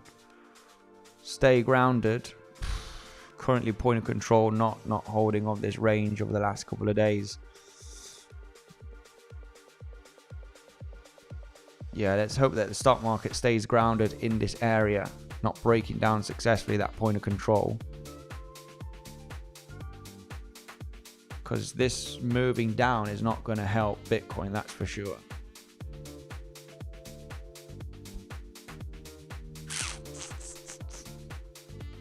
Let's see what's going on. Let's see what's going on here in the comment section. Close short, 90. We are bouncing, no worries. The Greek story. Man, your profile picture. I've seen you before. We are bouncing, no worries. From the geek story. Oh, the geek story here. We are bouncing, no worries. Much love, much love. Mohammed, yes, what's up? No SVC, no entry, man. Stock market swept the highs of today. And ultimate big rejection. Now that's what I call a big failed auction here. Come on, stock market. Oh my God, S&P 500. Big correction. Big rejection from here. Let's see if we can stay grounded. And this ends up, you know, forming a corrective structure. For the moment, value area low holding. Let's see if we do hold a higher low on stock market. We don't want to see stock market dumping, continuing the dump down. Let's see if the stock market does get grounded. There is a good chance, obviously, that we ground here on the stock market at value area low. I would say that this would be a cheeky volatility move, right? Pump to the highs, sweep the lows again, and end up dumping. Preferably that doesn't happen. We stay grounded here at the value area low, and we then end up, picking up in the next coming hours eventually, so we can maintain Bitcoin getting grounded here at the golden pocket, right? That's what we want to see. So far, so good. Let's see if Bitcoin does want to hold on here at the golden pocket. I wanted to go in with a lower position here. Just almost tap the lows here. On bluffing, we did actually take out those lows. This is the cheeky part here. We did take out those lows on bluffing, but not on spot exchanges. The fact that we did not sweep up those lows on other exchanges such as Coinbase is obviously disturbing for me here. But on Bybit, bluffing, we did sweep up those lows. I'm, depending on the movement up here, as it's not a insane position, as explained yesterday, if we were to get that bounce, sorry, not yesterday, just about an hour ago, after sweeping these lows, if the bounce is gonna be convincing in the next coming hours, right? We swept those lows, golden pocket. If we do get a convincing bounce, which obviously I have my doubts, this is really hoping for this to be some kind of a double zigzag correction, then I would want to add to the position on the correction to and eventually speculate that we could take out 90k plus again. But let's see. That's I would turn this into a bigger position if we were to get that strong rally here. And the correction is where I would want to add, and the target zone would be 90.5k plus, which is the highs of yesterday. Yeah, it's a realistic projection based on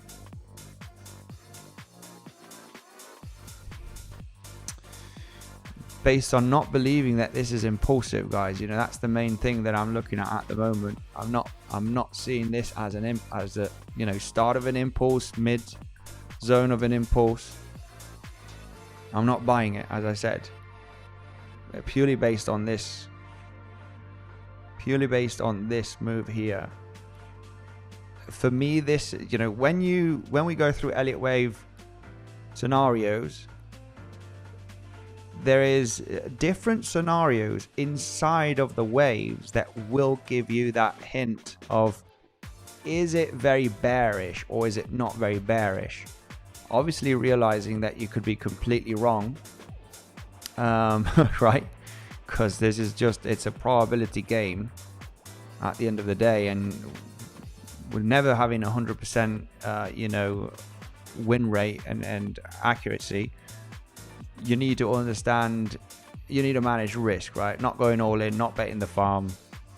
But looking at this movement down, you know, for me, this movement down is disturbing for this to be some kind of an impulse. You know, what we would be looking at here is multiple 1-2s, 1-2, 1-2, 1-2, and then this is the third wave down. You know, we end up nuking down here in the next coming hours, which is, you know, it is possible. I just don't like it eventually, right? It is eventually possible. I just don't like it. And I would, as we got a confluence area after sweeping some lows, you know, I'm happy to speculate that this zone could hold. And what we could be looking at here is, you know, some kind of a zigzag correction and some kind of a zigzag here, double zigzag. So that's currently what I am speculating on at the moment, guys. I prefer this movement down. Well, prefer based on the information that I have, that this has a good chance that it could be corrective. However, you know, it is counter trending, right? Counter trading. You are downtrending. This is like really catching the low. But as I said, you know, there's only two ways of getting into a trade. Having a possible projection, you either catch the low at levels of confluence that you like, or you wait for the sign of strength and get a beautiful correction, which you not always get, in a descending wedge, which is a bull flag, and then you enter here. But maybe this is going to be much more complex and you're not going to manage to read the price action correctly. So you know, there's two ways that I see trading. You either catch the exact level of confluence, or you wait for the sign of strength and you try and get into the third wave, right? There's just no there's no other scenario, at least for me anyway. Obviously then there's the scalps, the VWAPs, you know, there's all different strategies, but we ain't talking scalping here. We're looking at larger projections. And in this case, it would be, you know, let's see if the price does prove itself here and has a possibility of forming an impulse, correcting down, and getting another leg up to claim the highs of above 90k.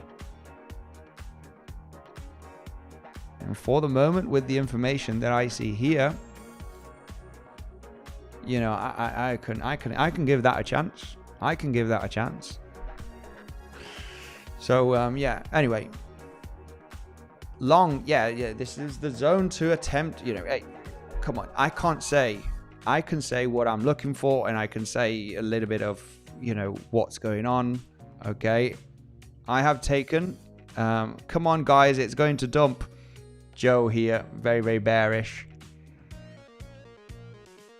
If stock market is behaving here at the Valley area low, at least it is getting a little stop. Come on guys, it's going to dump. Well, we need to have reasons that it is going to dump with confidence. I have to say, you know, it's not looking extremely great when we zoom out. Okay, this looks extremely bad, I have to say. This is like internal levels, you know, to speculate on a possible trade setup. We are at the golden pocket. We've swept the higher lows on Friday. I don't like the movement down to be an impulse, but this is only my opinion, guys. You know, you don't need to eventually follow what I do. You can do so if you wish, but you know, manage risk if you are taking any of these decisions that I take. Right, that's the thing here. But when you do zoom out, for sure, it does not look too great, right? When you're like, come on, guys, it's gonna dump, like someone said here in the comment section, Joe. Come on, guys, it's gonna dump, right? Stop trying to catch a falling knife, because look at this. I mean, open your eyes. Come on, it's a bear flag, right? And I would have to kind of agree here. It just doesn't look. But you could have longed the last few days. You've had many levels to long the last few days here. But yeah, there is that bearish scenario. I'm not liking this as an impulse, guys, but it might be the start of a wave 3. And then, you know, I obviously I'll have to give some explanations tomorrow. I would, would be defensive, guys, you know, also because, you know, the bearish scenario here, let's go with the bearish scenario. Where is it? Yeah, bearish scenario is you are starting an impulse here to the downside. Right, you are starting an impulsive move down.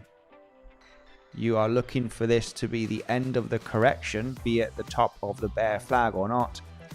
And this move down from the highs that we have of the range to be the impulse down, right? To be the motive wave, which is a leading diagonal.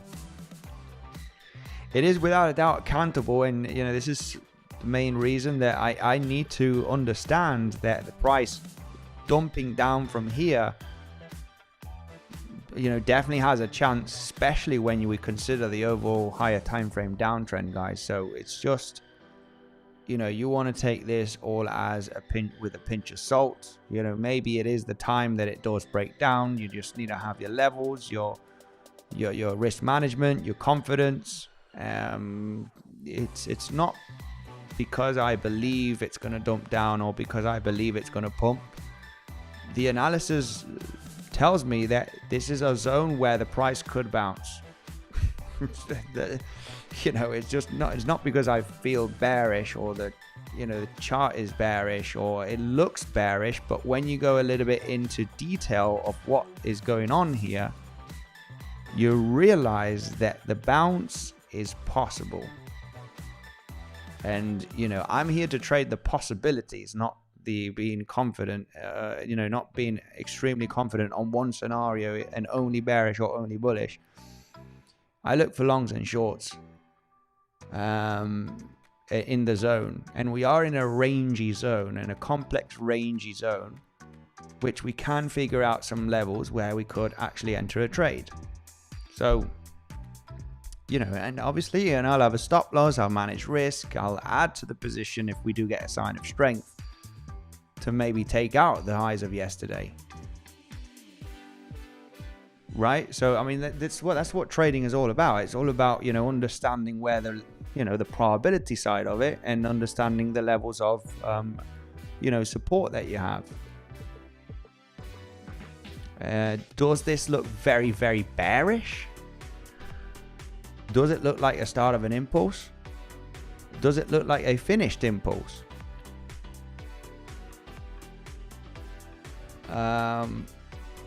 It doesn't for me anyway.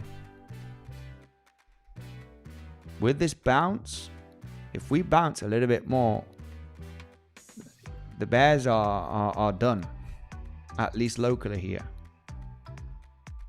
So yeah, we'll see.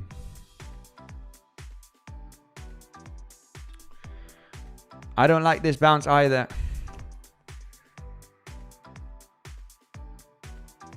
Come on, guys, it's going to dump. Jump on now. It's going to dump. Jump on now. Maybe. It's going to dump, so jump on now on this bounce for a short. Somebody says here in the comment section. Maybe it forms a lower high. Maybe it's another 1-2. I'm long in this level, I can tell you that. As explained from today's plan, it's the golden pocket. We've swept some higher lows. It is worth a chance. I can be quite defensive right now. I will attempt another double bottom if we do get down there.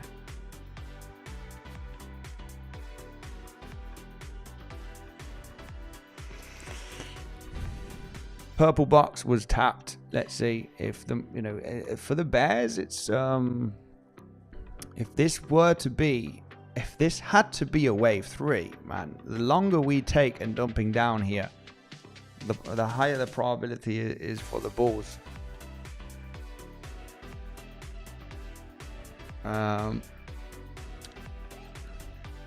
Yeah, just because, as explained as well here, there's so many, this is such a big mess here yesterday.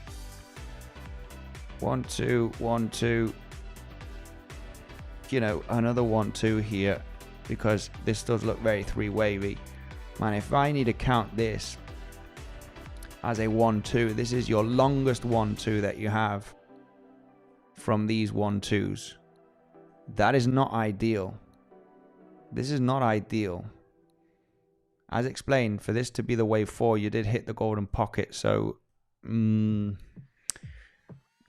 don't like it.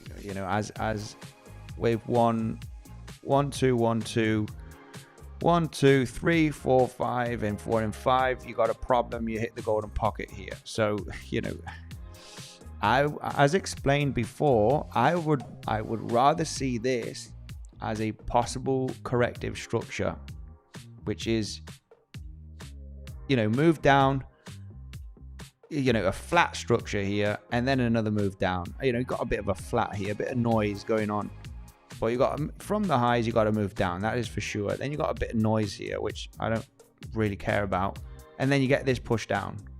So I am happy to label this noise as a 3-waver, and then you get this large choppiness to the upside. Wave W, wave X, and then a zigzag, sharp double zigzag, to possibly move up here in the next coming days. You are hitting confluence. You are hitting the golden pocket. Let's see. Let's see. If we get that strength here in between today and tomorrow, which is, push up, correction, push up, correction, push up, then, obviously, getting that corrective move here in this zone potentially, maybe not going that high, because, there is a lot of resistance here in this zone. But kind of an ascending neckline, inverted head and shoulder kind of thing, right? Where you do this. I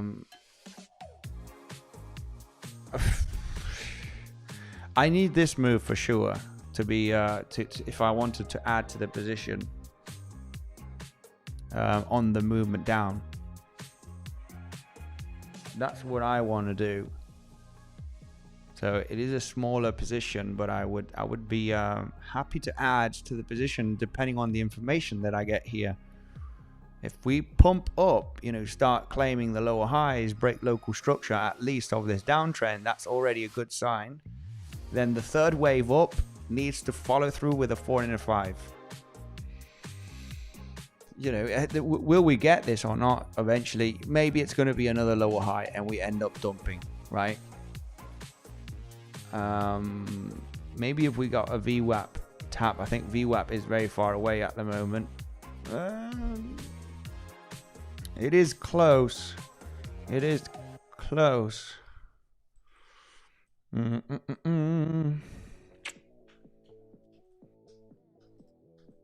Vamos a ver. Vamos a ver. We'll see. It was the plan of the day. Remain patient on... we did sweep up the low, so the bounce is there, guys. We cannot deny that the bounce did not happen. We did sweep up the low that we wanted. The bounce is $700, so, you know, at the low of the golden pocket, which is the 6.5, so we cannot say that the bounce has not happened. If you want to treat it as a scalp or as a day trade or as a swing trade, as myself, giving the chance here for the bulls to prove themselves and then correct down. Yeah, no sé. What you think? What do you think? Let me know in the comment section. I can see more people bearish than bullish. Anyway, but if you are interested in trading, of course, these potential setups that we talk about on the stream, guys, you have an awesome platform down below, okay, which is Bluffin. Crypto Christmas it is. You do get great bonus here, over, you know, up to $1,000 in deposit bonus. If you deposit $7,000, you're getting $1,000 on top of that, so you can increase your capital, guys, and you're using it as, you know, extra capital for your trading, which is absolutely awesome, guys. Make sure to claim that bonus. You only need an email and a password to join here on Bluffin. For the moment, we are getting that bounce. If you're not trading already on a platform, these are great platforms down below. They are affiliate links. You got Bluffin, you got decentralized one that also gets a tutorial once you click on it. Velto can connect your wallet, MetaMask, Ledger, and there's no middleman. Bears are getting trapped. I wouldn't say it's you know, the game is is done here, right? This is still very much downtrending today, and we're trying to catch the ultimate low.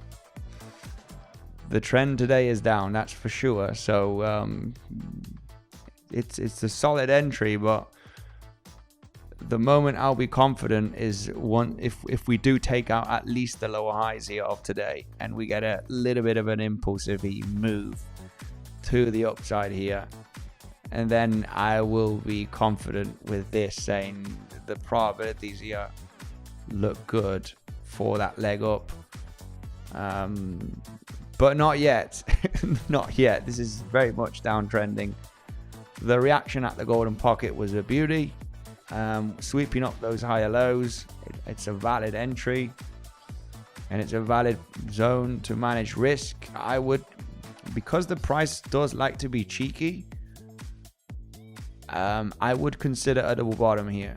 So if the price really wants to cheat me out here, I would consider another double bottom. It's either breakdown or reaction and decision, right? If you react, it's a decision point. If not, we break down, right? So yeah, let's see.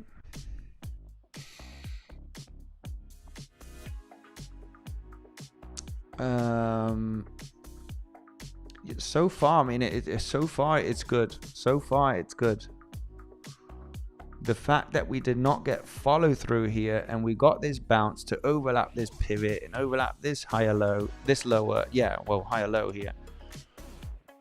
There's already good signs. There's already some good signs for the bulls here. The fact that we did not get follow through on this drop down, and we're getting this bounce that's overlapping these pivot lows, is already a good sign for the bulls. I can tell you that. But you need to enter where you need to enter, guys, right? The zone of entry is the zone of entry, which is the one that we mentioned today, golden pocket zone, where you have a few higher lows of liquidity grab. You know, if you want along here, you just need to be aware that you're going to be exposed to a much larger stop, instead of entering where you need to enter and having a much lower stop, right, and being defensive. If you missed it, you missed it. It doesn't matter. There's another trade around the corner. We are here live every day, Monday to Friday, and we are looking for setups and probabilities of the moves, guys. So if you like that, subscribe to the channel. If you want to support, me being live every single day, Monday to Friday on New York Open, to talk about the trades, the possibilities, the probabilities, and everything, make sure to subscribe, because we are doing long live streams round about the New York Open to look for these opportunities. And of course, if you want to support this idea of streaming every day, Monday to Friday, 3 to 4 hours, looking for opportunities for the community, explaining the scenarios, explaining the risk management, explaining the zones, smash up the like button, subscribe, and support the channel.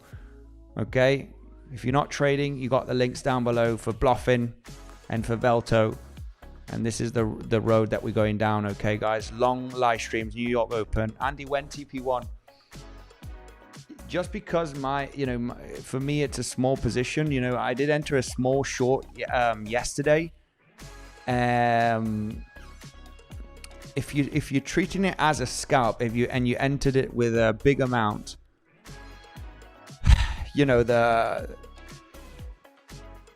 obviously the VWAP, the session VWAP, it was not tapped. If we move down, I would consider a double bottom, but the VWAP, if we do hit the VWAP, we're just getting so close to these lows. This would to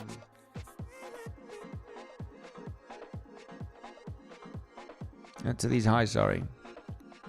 But inevitably it would have to be a TP1, just because VWAP is you know what happens with the VWAP in a downtrend, right? It's a VWAP tap, and you might come down to the lows again, break down or double bottom.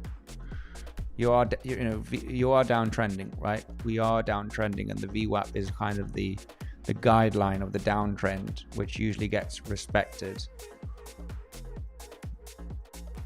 Depending if you took it as a scalp, I took it more as a possible swing. I'm giving the chance for the bulls here to prove themselves, just because I have a valid count of a possible double zigzag.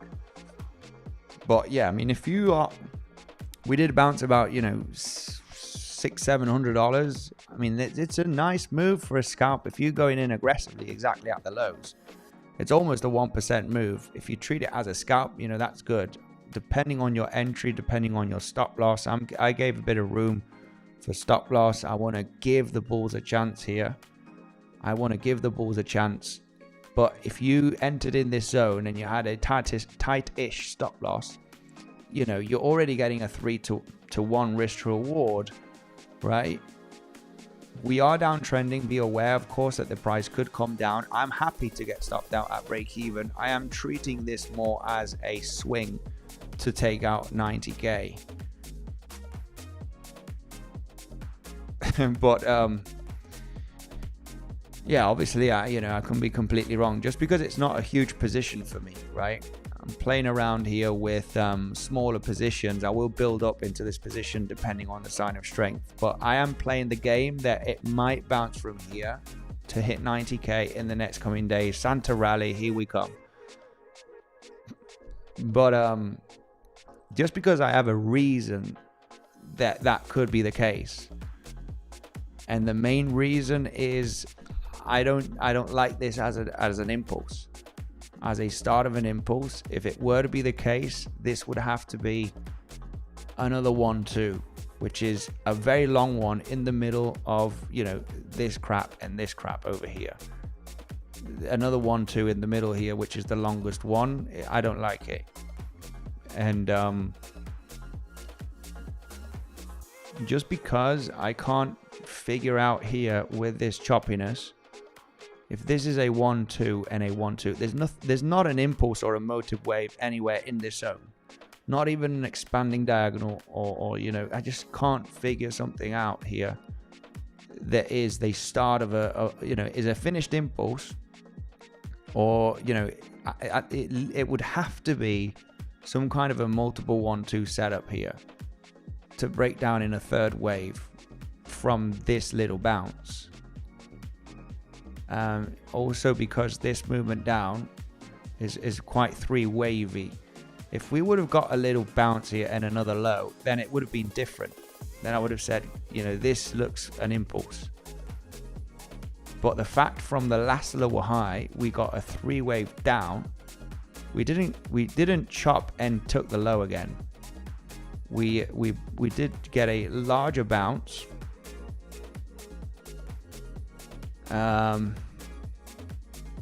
You know, so I have to treat this as a 3-wave down, you know, or this last lower high as the last move down for the wave 3. But we did hit the golden pocket, which, you know, invalidates this being a wave 4. So, and having a multiple 1-2 setup here with your third or fourth 1-2 here being the longest one with the highest amount of volume out of nowhere, it just tells me that there is a better chance of this being some kind of a corrective move down, complex one, which eventually, you know, I come with the idea of move down, a flat in the middle. It doesn't matter. I don't care.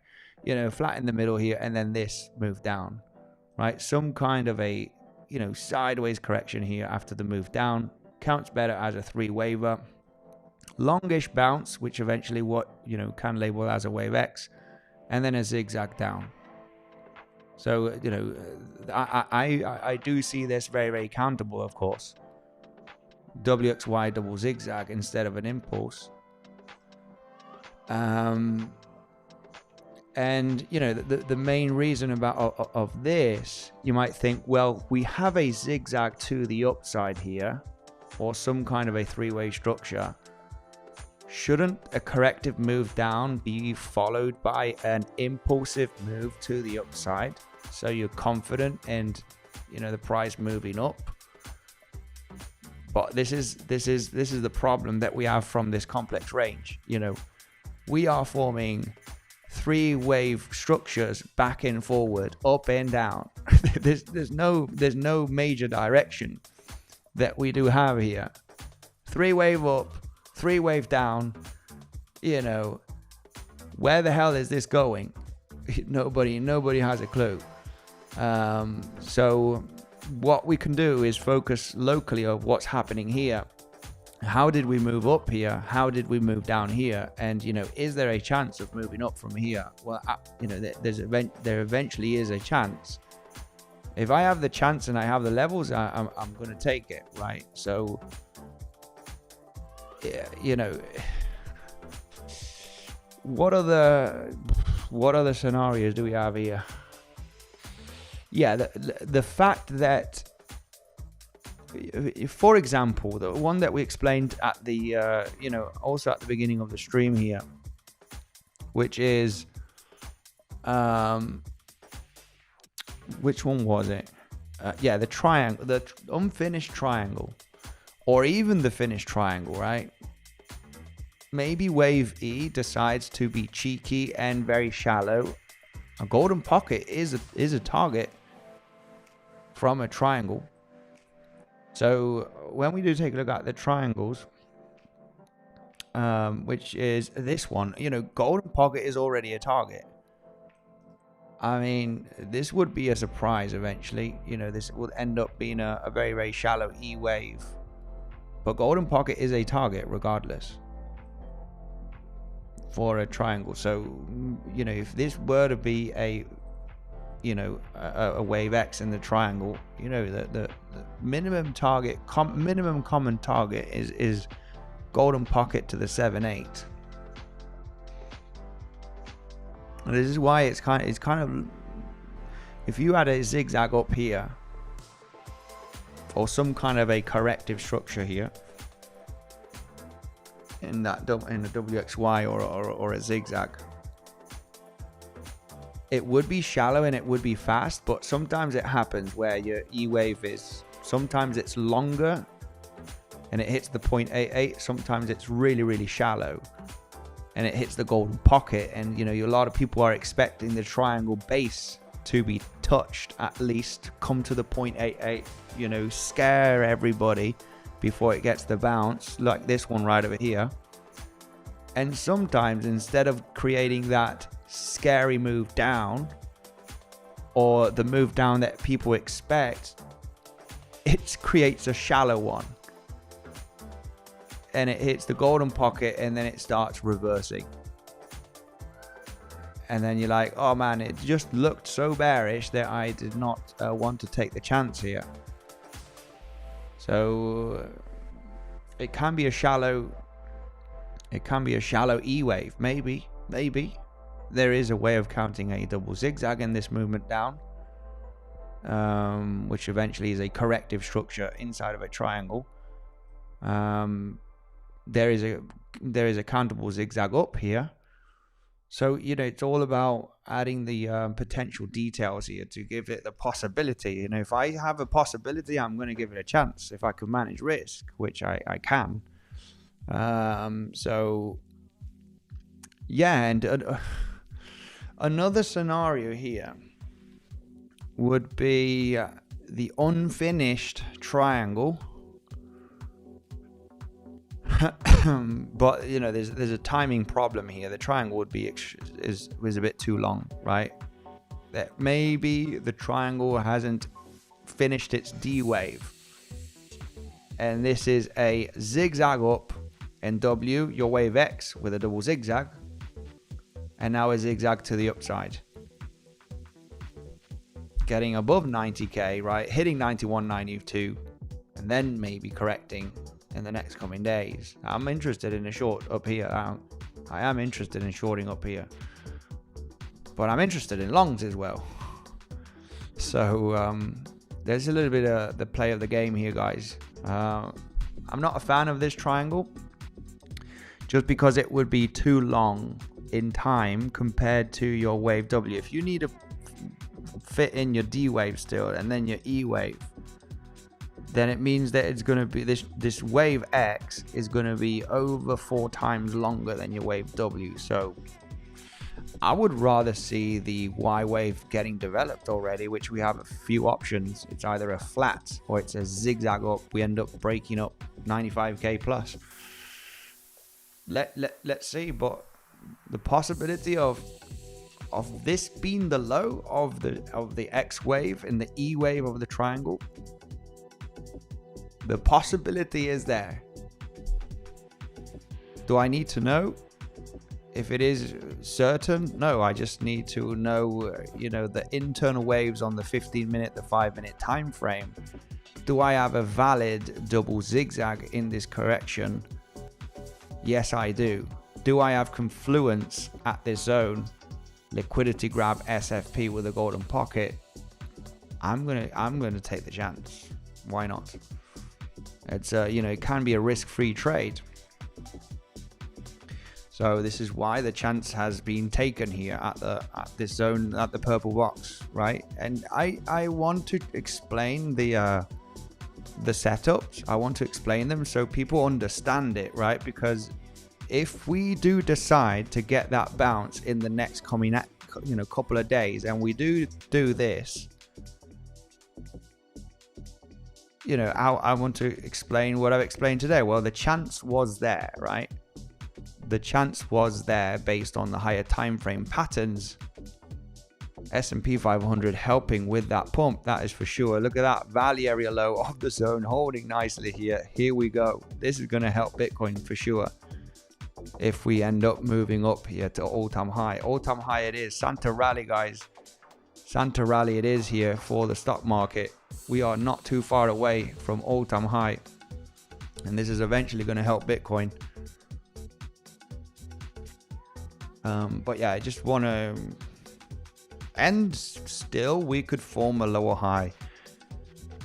We are downtrending, right? We're talking about all of these bullish scenarios, and you know, in a couple of hours after ending the stream, we end up forming a lower high and we dump down and we go to 84 83k, and everybody's gonna be like, this dude, man, had me convinced. And we broke down in the end. So I'm treating it as a, you know, swing long. We're coming into the VWAP right now. We are downtrending today. That is something that we need to understand, despite all of my different Elliott wave, you know, speculation scenarios for this maybe to be the low or not, or double bottom or breakdown. This is the risk management zone. right? This is the risk management going. Don't worry about me. I'm worried about you. I ain't going to be in a long trade if we break down. That's, you know, I will not be in a long trade in this area. We got a fair value gap from here. I don't want to participate in any of that long in here, the dip. Only if we SFP from here, or only if we come down at the, you know, 0.78 to the 0.88 as the last zone. If we get a stop, as explained in today's stream, of about 30 minutes, 1 hour. So if we end up, you know, moving down and the price stops in this region, which is the 7.8 to the 0.88, right? Somewhere here, forming a slight higher low of a few $100s from the lows that we have here. But it actually stops. It actually stops down here. With that stop, I'm happy to take the long position. With the stop, I will not be catching a falling knife red volume candle. With the stop into the 78.88, I don't need to risk a huge amount. Stop loss at the low, and I would be targeting the highs at 90k. You know, that's my next interest zone. So you can see here, this is not a zone that I'm interested in longs. I'm only interested in longs in the higher lows with the golden pocket, or the 78.88 zone, where we actually have a little bit of a high volume node point of control. And not only because we have a point of control of this little range, naked point of control, you could arguably discuss, and it's not because it's the 7.8 Fibonacci. It's because I have a triangle potential in a wave E.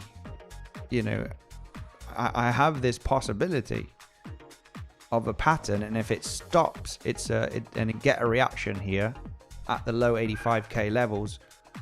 For me, it's enough of a reason to consider the long, and I'm managing risk at the end of the day, right? I ain't getting wrecked, guys. Nobody gets wrecked here. We talk about risk management, entering a smallish position. You know, it's a good projection, 4 to 1, 5 to 1. It's a good trade. It's a good setup.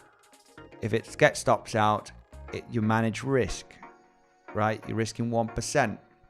Maybe 2% if you're feeling aggressive of your trading capital. You ain't going in with 10-20%, even though I know a lot of you do that. I know a lot of you do that. I used to do that a lot. You know, let's risk, you know, half of the count. Let's go. And then, you know, obviously it turns out to be not the best decision that you take, right? Manage risk, legends. Hopefully a lot of the people are learning or understanding the charts, are understanding risk management, because at the end of the day, you think I'm going to care if this, you know, rolls down and, you know, the prediction is wrong? You know, I'm running in a risk-free trade. You know, it's the entries, the risk management, the possible projection. I'm giving it a chance. You think I'm going to get wrecked if we move down?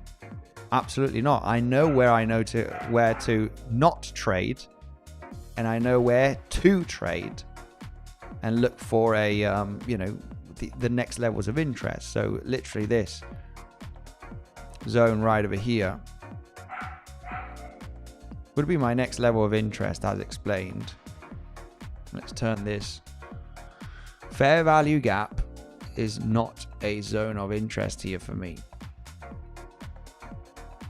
right? That gap right over here, I'm not interested in you know, adding to the long or any of that nonsense. You know, we either react here at the fair value gap, or we move down to the next zone, which would be the last level.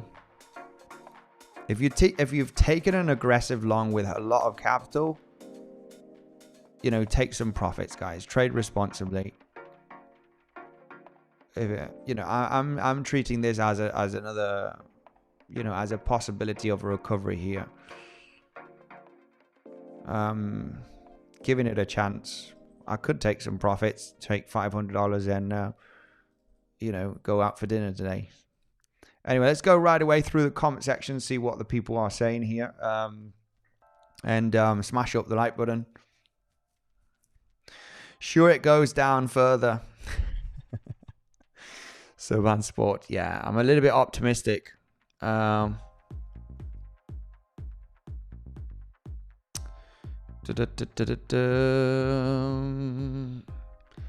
boy Billy. Guys, it's a probability game, so play it with managed risk. That's it. Exactly, the geek story. Bearish. Gag boy Billy is a bit bearish here. Not believing in any of this nonsense. It's all a bunch of nonsense. It's a probability game. You need to understand the levels. If you don't want to. This is the thing, right? We're going to get lots of perma bulls or perma bears. I have to say that the overall downtrend is pretty damn aggressive, right? There's nothing really too bullish about this downtrend, right? This movement looks incredibly corrective. It's a bear flag for the random Joes.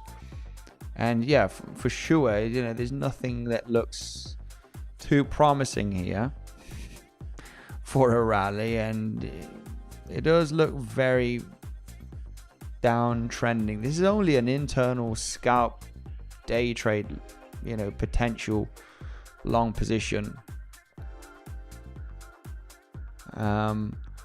But yeah, we've been talking about the bearish levels in the last few days, guys. Obviously, the bearish scenario, just because I don't like the bearish scenario too much, there is a valid count for this to be a wave 1 and this a wave 2. There is a valid count. Okay, that count is this one right over here. There is a valid count for this to be the tippy top, the Pico top at 94.5k in a double zigzag, a contracting leading diagonal, the most rarest motive wave that there is in a wave 1. But this is market is not perfect. So and then obviously this complex sideways sideways WXY, where you have a flat correction, complex correction in wave X, and then a zigzag up. I have to say that this is, maybe this was the lower high top here at 90.5k, and next stop in the next coming days is coming down to 80.5k. There is a valid count, even though I don't like it. There is a valid count that this is the high of the range and this is the lower high. And that was it, guys. The bounce that we got in the last few days, getting to $90,500, is the last lower high before the price rolls over. There is a valid count. So yeah. Right, it's time. Where's Staffer around? Bag boy Billy, man, I'm gonna time you out. Too many bear emojis. 84.8k. Taking our cut from the market, whichever way it goes, is the name of the game. Exactly, my man. You're totally right on that one. Baby genius, much love to you, brother.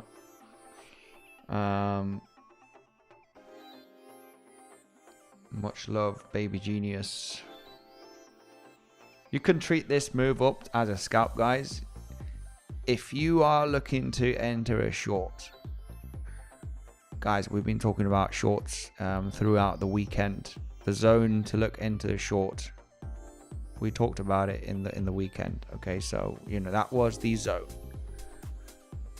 That was the zone of shorts, 90 to 92k, right? Let me know in the comment section. I did see a few people shorting 90k, so absolute phenomenal. We have moved down over $3,000 in the last 24 hours, so congrats on the people that actually took this level of resistance as into consideration for that movement to the downside. I participated in that move as well. What can we say? But yeah, some people are getting a little bit fishy here. Did I get deleted? No, you did not. You did not, my man. Unless you're not behaving. Taking our cut from the market, whichever way it goes, is the name of the game. Baby genius, much love to you, brother. Much love to you. Let's see what goes on here. Risk management box. This is the risk management box. First level of interest. First purple box with the golden pocket. And the next box is down at the mid 85k levels. And if we roll down from here, you know, I've taken most of the profits of the short. Should have left some open, obviously, to hedge, but I'm kind of confident. I'm kind of confident here in the zone. Were there any bravers here taking the long after sweeping that low, guys? That was mentioned. It was the main plan of the day. Either this low or this low. Not that we got a huge bounce, but if you're scalping, a 1% move is already a okay movement. If you're using some leverage, it's already a good move to make some gains. Let me know in the comment section, guys. Anybody entered that scalp long position and joined the party? Andy, if we push to 88k, I look to long again around the 87.5k range. Okay. I've opened a small short, says Joe. Okay. That's all good. We can long, short, we can do whatever we want here.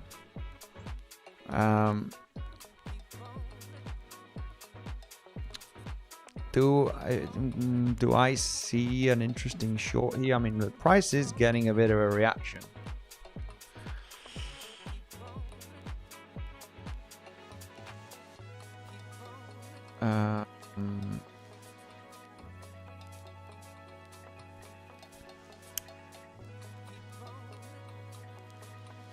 It is struggling here. It is really ranging. It does look like it wants to roll over. But I'm not shorting here. I'm not shorting here. I'm not sure if I like this too much. VWAP tap. VWAP is still higher. I'm not taking the short here.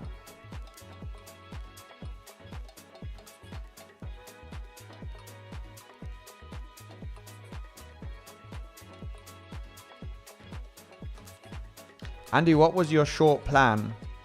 Yeah, my short plan here was mentioned in the last couple of days. You know, either short the weekly level tap, either the I mean, we had major levels here. We had a lot of them. I wanted to add to that short position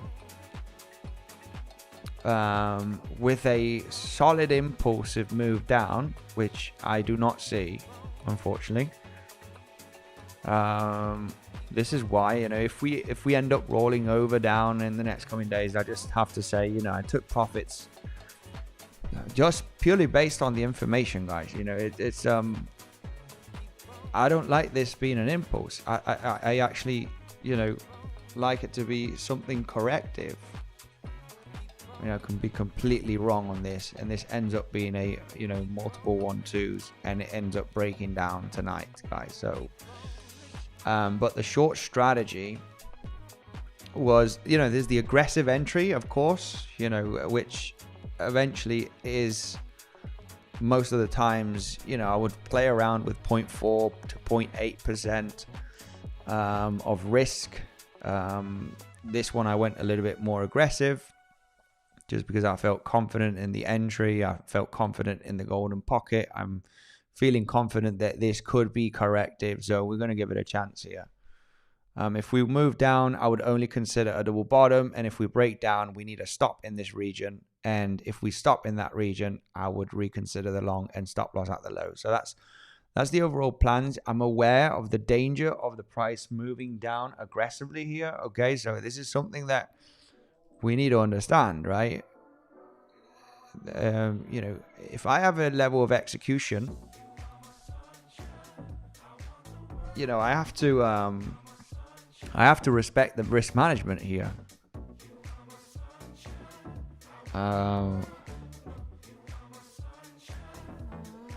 You asking me the short trade, what was the plan? The plan was look for a rejection between 90k and 92k, which was mentioned in the last few days, right? Even in the weekend when we were talking about there's high probability of taking out the high. Even yesterday there was a chance of taking out the high again, but I was already positioned in the short. Not the biggest position, but the plan was get in. I got into the rejection of the weekly, so we tapped the weekly level. We had the range point of control. Golden pocket was not tapped, which is, you know, from the highs of last Tuesday that is, of 94,600 to the lows. Golden pocket was not tapped. It would have been nice to hit golden pocket, but it didn't, right? So these levels are guidelines, guys. You know, I don't know how to explain this. You tap the level, you get a reaction, you enter your stop losses at the high. I give it a bit of room, same as here. Depends, you know, stop loss at the high doesn't mean glued to the high. Give a bit of room depending on how you're managing the trade. But we tapped the weekly level, which was disturbing, not tapping the weekly level last week on this Wednesday pump. Then we tapped it yesterday, and we got the rejection at the weekly. So yeah, I mean, it's a valid entry. I didn't enter with too much, guys. You know, I made $1,000 out of that trade. Hopefully this long is going to pump in the next, you know, 24 to 48 hours. We get some bullish local market structure, and let's see if there is a chance in the next coming days to maybe hit, you know, Santa rally above 90k. I will be happy to add to this long position if the price does this, and I wake up tomorrow morning and we have this, and I'm gonna say this looks corrective, this looks impulsive. We have the potential of a zigzag up correction and another zigzag to the upside. I'm going to be adding to the position, and you know, it depends on if we do get that move up. The move up might be extremely crappy and choppy, and instead of getting the zigzag up, we're going to actually get the zigzag down. Right? So I might consider, you know, it depends on how choppy we are here in the next coming hours. We'll see. Anyway, anybody that got into the long, we are downtrending. We did get a bounce of $600-700. We can't ask for moves of $5,000 to happen on stream unless we're lucky and we actually get the move and the exact low and the exact moment of recovery. We need to adapt for scalps of $500 to $1,000, right? So anybody that catch that level, you know, if you're putting stop close to the low, it is at least a 2-to-1 risk to reward where we are at the moment. So maybe leave some open, take 70%. I mean, it really depends, guys. You know, I'm taking it as a swing. I could get stopped out at break even tomorrow morning, right? Or later on in a couple of hours. I would reconsider a local double bottom, and if we break here the fair value gap that we have, I'm gonna wait till we come down to the low 85k zone, and if we start reacting down there, guys, I'm happy to long, but this zone is a danger zone. So in the bullish case scenario, it's either, you know, bounce from here, or it's either correction, we fail with the momentum to the upside as an impulse, and this looks corrective, and we break down in a zigzag. And the next zone that I want to see the price stopping is very close to the 84.5k zone, right, in this region, which is the 78 Fibonacci and the 0.88, to give a chance for the triangle. And this would be an awesome swing long position. I don't need to risk the farm here, but this is basically what I would be looking for a major rally to take out 90k plus again. And you know, the levels where I want to long, I know them. You know, it's this one from today, or it's either this zone, but this one needs a stop. If this ends up being a crappy correction and we get the move down, I need some reaction in this zone. Give or take 30 minutes to an hour or so. I need some kind of a stop here after the big volume breakdown to then consider that long trade, which can eventually, you know, take out 90.5k in the next coming days. So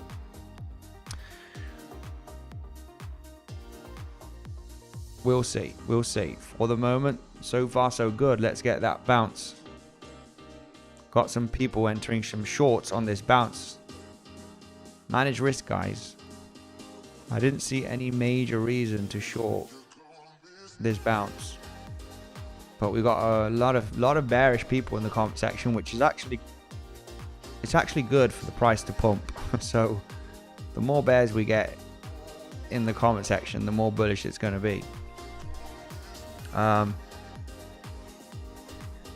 Yeah, S&P also back to the highs. Yeah, S&P, we swept the highs. We bounced at the value area low of the range of the last couple of days. This was what I was expecting, because a sweep of highs, when you're at the lows here and you pump to the highs, get back down to the lows is very uncommon for the S&P.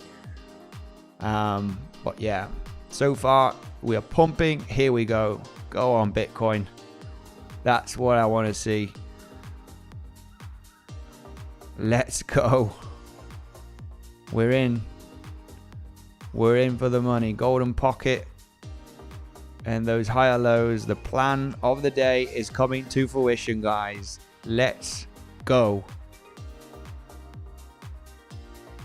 Shorters, maintain risk. Anybody that was shorting here on this little bounce, I don't want to say it, guys. Don't make me say it. Don't make me say it.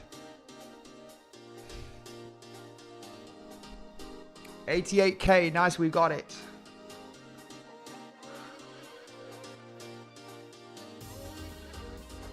What is the golden pocket? The golden pocket is the 61865 Fibonacci. That's exactly where we bounced here. For the moment, it is over $1,000 of a bounce from the pivot low to the pivot high. Golden pocket got the bounce. I'm actually getting dislikes also even, guys, for this. Insane.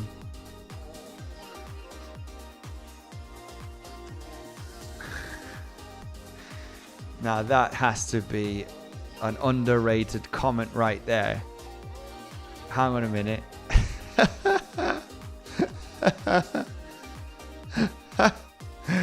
Now that was an awesome comment. Yeah, anyway, the golden pocket is the 618 and 65 Fibonacci from a major pivot low to a pivot high, okay, my man? Right, which is this Fibonacci retracement from a pivot low to a pivot high. Golden pocket is 61865. But we got, you know, an epic answer here from, where is it? I need to find it. From Selchin. Epic response. All right, legends. Who joined? Who joined? Who joined? You know what? I'm going to actually, because we're just sweeping up those highs, I'm actually going to consider taking some profit here if we do not maintain those highs. There'll be time to add to the position if it ends up being strong. But I mean, we are above. But this is a weekly naked point of control that was broken yesterday, and it actually back tested as resistance today. Weekly naked point of control that we had from last week, round about the 87.9k, 87.8k actually, acted as resistance. We're currently above it. Let's see if this price action wants to squeeze up a little bit more, but I think it wouldn't be a bad idea if we end up SFPing here ever so slightly, considering taking some profit.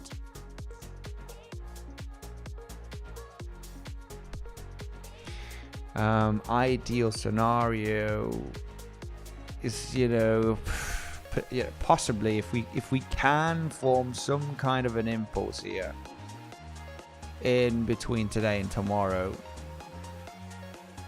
it would be ideal. It would be ideal to then, really analyze the situation tomorrow. If this is the kind of candlesticks that we have on the 15-minute, 5-minute time frame tomorrow, I would be confident that we could be forming a higher low, take out 90k. I mean, sorry, we don't need to go that high on the pump, but something like this, and then look for that movement up. But yeah, I think it makes sense here taking a bit of the profits. Little sweep over the highs here. S&P 500 continuing to grinding up, but don't like that sweep over the highs, and moving down here. I'm going to consider scratching some of those profits. We have to, right? We have to. Bit of an SFP movement here. I'm going to close 50%. And obviously we got this projection is looking to get all the way up to 90k plus, right? The highs of yesterday. Maybe we do get up there in the next coming days.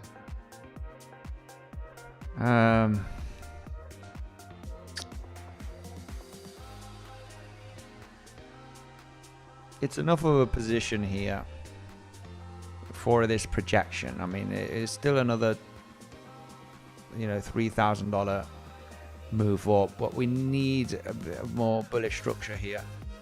Anyway, it's all good, all good. We moved up $1,000. This could take a few days if it ends up being bullish to take out 90k, and it might not take out 90k, but at least it was an internal scalp. We got a movement of $1,000. We bounced at the level of interest. Smash up the like button, guys. What can we say? It's protected. It was a good entry. I actually got into the into the exact low, almost the exact low here as we were tapping that low. We're waiting patiently. Let's see if we tap that low. I really want that low to be tapped. So we got it. Don't say anything, no more points. 88.2k ceiling, maybe. Falling wedge breaks out and retest, Andy. Falling wedge breaks out and retest. Is that on the lower time frame here? A falling wedge from here? I don't know. I'm not sure if I see a falling wedge. Yeah, I'm not sure which falling wedge.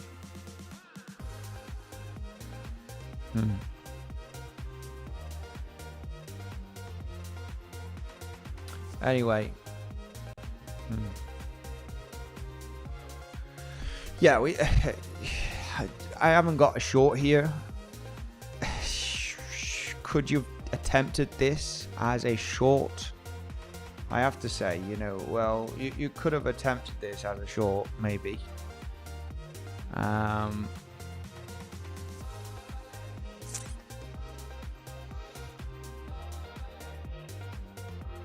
With stock market pumping, I'm not a fan of this SFP if I'm honest with you. But it did sweep up the lower highs of today, right? Of this range. It did form a little bit of an SFP, right? Entry short, stop loss.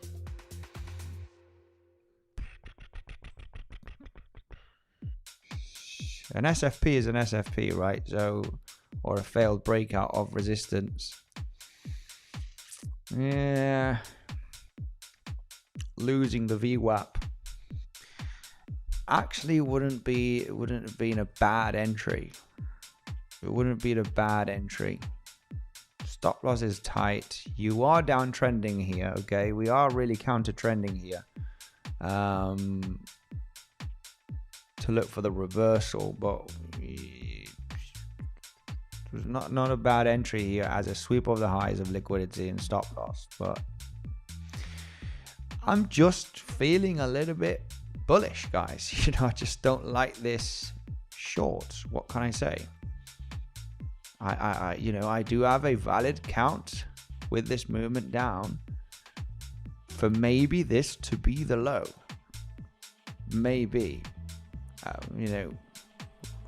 We'll see.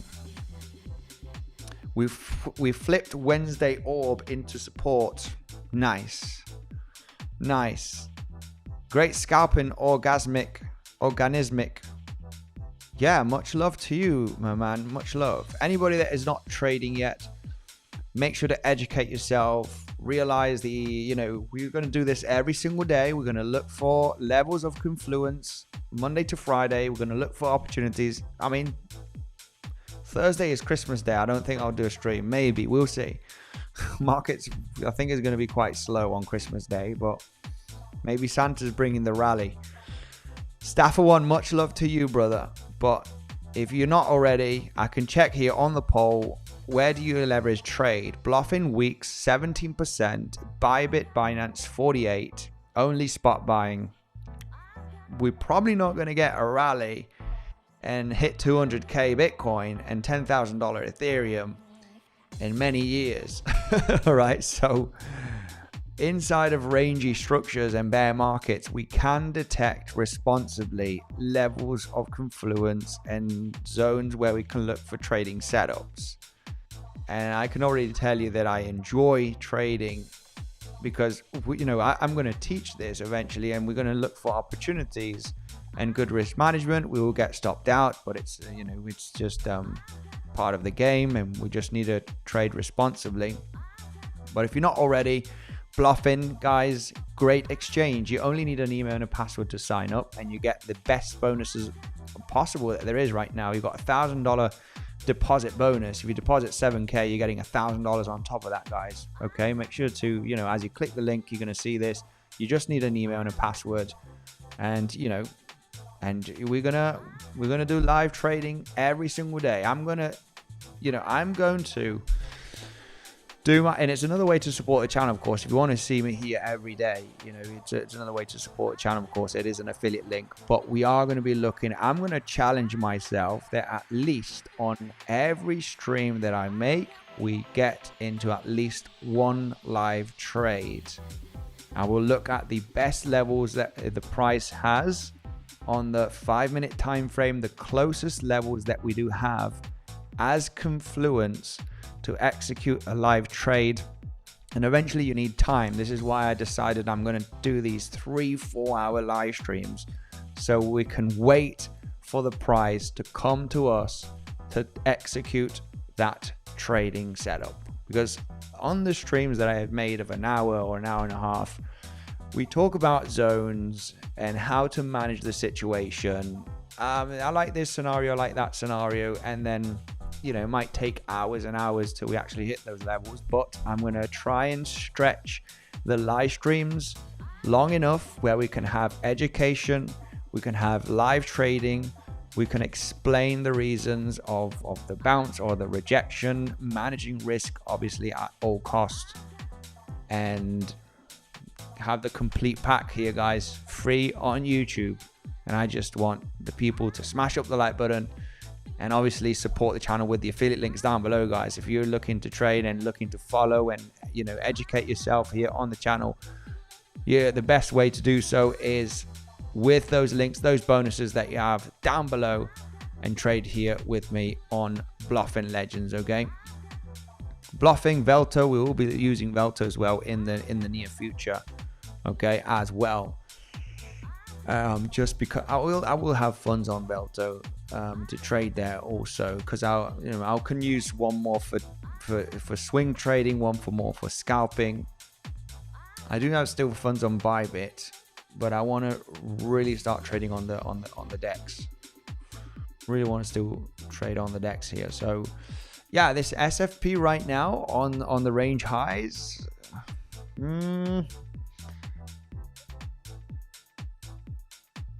It could be a cheeky back test, but if I would have shorted this, I would have very likely got stopped out at break even here. I want a sharp rejection. If you get a sweep of the highs, I mean, this is what I like. I understand the back tests can happen, and back tests are very, very classic for anybody that got into this swing failure pattern or the sweep of the highs and entered. You move down and then price back tests as the level. If you are defensive, just so you don't get stopped out, you get stopped out and then the price leaves without you.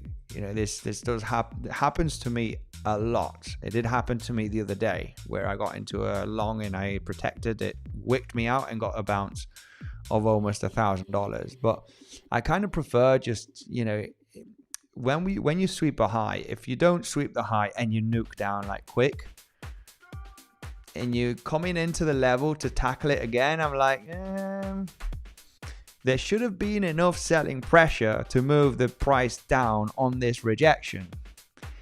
If you are coming here to tickle the level again, I ain't gonna follow through again. You know, I would rather get stopped out at break even though if the price does move down. You know, it doesn't matter. There's another opportunity tomorrow, right? But I like the rejections to be powerful. If you hit the high and reject, I want the price to go. You know, don't fuck around here at the highs. If you are going to do so, then you have the risk of the price, you know, stopping you out eventually. So if you tap it, you wanna go. Excuse my language there, guys. Anyway, let's do a recount here, legends. See what's going on. Is the music too loud? Is it too low? Is it just right? Awesome, Andy. Thank you for the long live streams. You are a great analyst. Much love, the boss brother. What an awesome comment here. How awesome is that? Much love to you. Thank you very much for that kind comment. What an absolute legend. What an absolute legend. Awesome education content. Thank you very much, Joe. Much love to you. I think, looking at Bitcoin, we don't have really much more to cover, really, regarding levels and regarding scenarios. You know, I'm going to mainly focus on, every live stream, we're going to start off with the potential patterns. Of course, we do have the bearish scenario, which is moving down here very aggressively, you know, in a wave 1, a wave 2, and we end up really, you know, this ends up being some kind of an impulse that I do not see, but it might be there. And then we end up breaking down here in the next coming days. Santa dump. As explained, I'm not in favor of this scenario. A leading diagonal is not the highest probability in a motive wave. And this correction looks horrendous. I don't like it as a wave 2. You know, your flat wave W, small X, small zigzag and a Y. You're like really looking for the bearish case, right? Trying to fit in. You can fit it in. You can fit it in. Move down, corrective bounce, and roll over. And it might be the one, especially considering that we are downtrending on the higher time frame. So I mean, there is a valid move down here that could happen in the next coming days, and that's the finished wave 2. But as explained, the main reason I jumped into a long position is because I don't like this movement down, and I think, you know, that you can fit a double zigzag here. So if you have a level of confluence and a good level of support, and you're managing risk, you know, why not attempt it, right? Why not attempt it? So this scenario eventually possible. I you know, that this is kind of mirroring the situation of the bears, which this would be a large ABC flat, which you have the WXY in your A wave. A wave here is the leading diagonal, which is the same scenario as the bearish case, right? But instead of a wave 1, it's a wave A. And this is a wave B eventually. Wave Bs can be also any type of corrective structures. And, you know, we move down impulsively, but I have a problem here with this movement down. I'm really struggling to see this as an impulse. So I'm not giving this the highest probability at the moment, and the highest probability, as we don't see a major impulse down for weakness from this point, is very, very likely, you know, continuing the range. Triangle not finished. I'm not a fan of this because triangle would be extremely long compared to your wave W. If it is a double zigzag formation here in your wave D. Finish triangle, maybe, or maybe we correct here in this zone. We dip down to my level of interest. As explained today, guys, it's either golden pocket or coming down to the 78.88 zone, because you need a higher low to your invalidation here is clear. It's the pivot low here, 84.4k. You need to form a higher low. Golden pocket 78 or 0.88. One of the three is the ones that needs to hold. So golden pocket could be, right? Golden pocket is a common target of a triangle as well. So golden pocket was hit. Does this have the potential?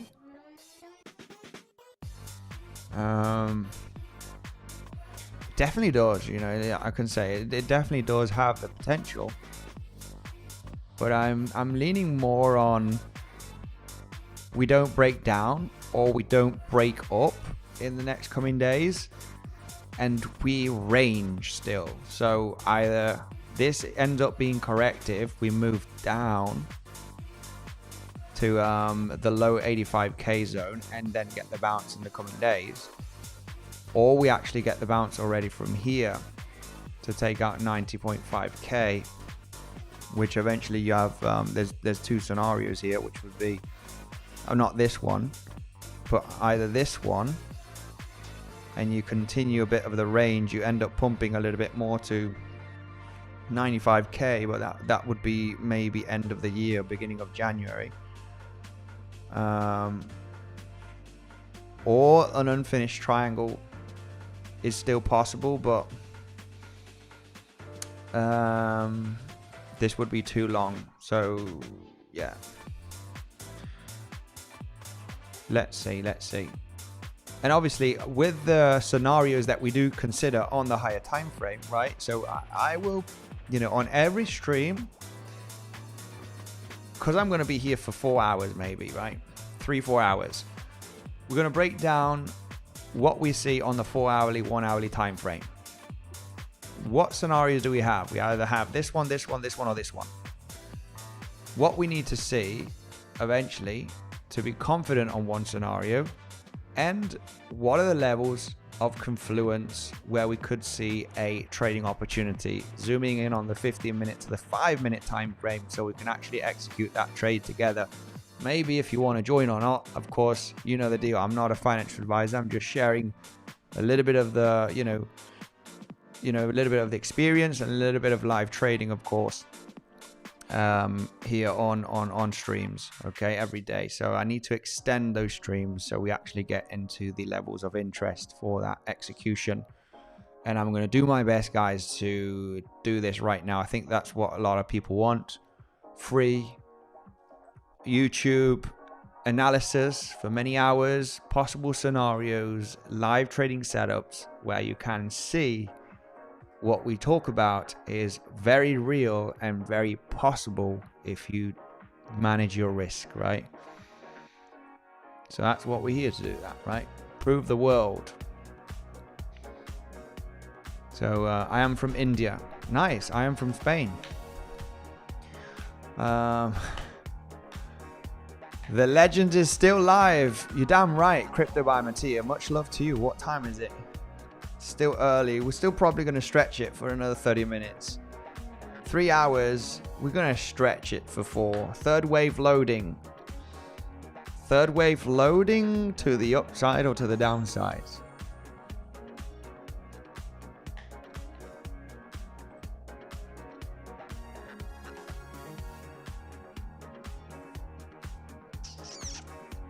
We are long, baby. Shorts profits have been taken. It is definitely struggling at these lower highs. I'm not gonna participate here. I'm not gonna participate. As mentioned, I was looking for the longs for all day. I was looking for the only level that I was interested in here, the first major level. The level was tapped. The plan was ready. The stop loss was ready. Give or take a bit of room. Sweeping up the first lower highs could be the first major target. But I'm going to say that there is the possibility of coming up, that this can be the low. It can be the low.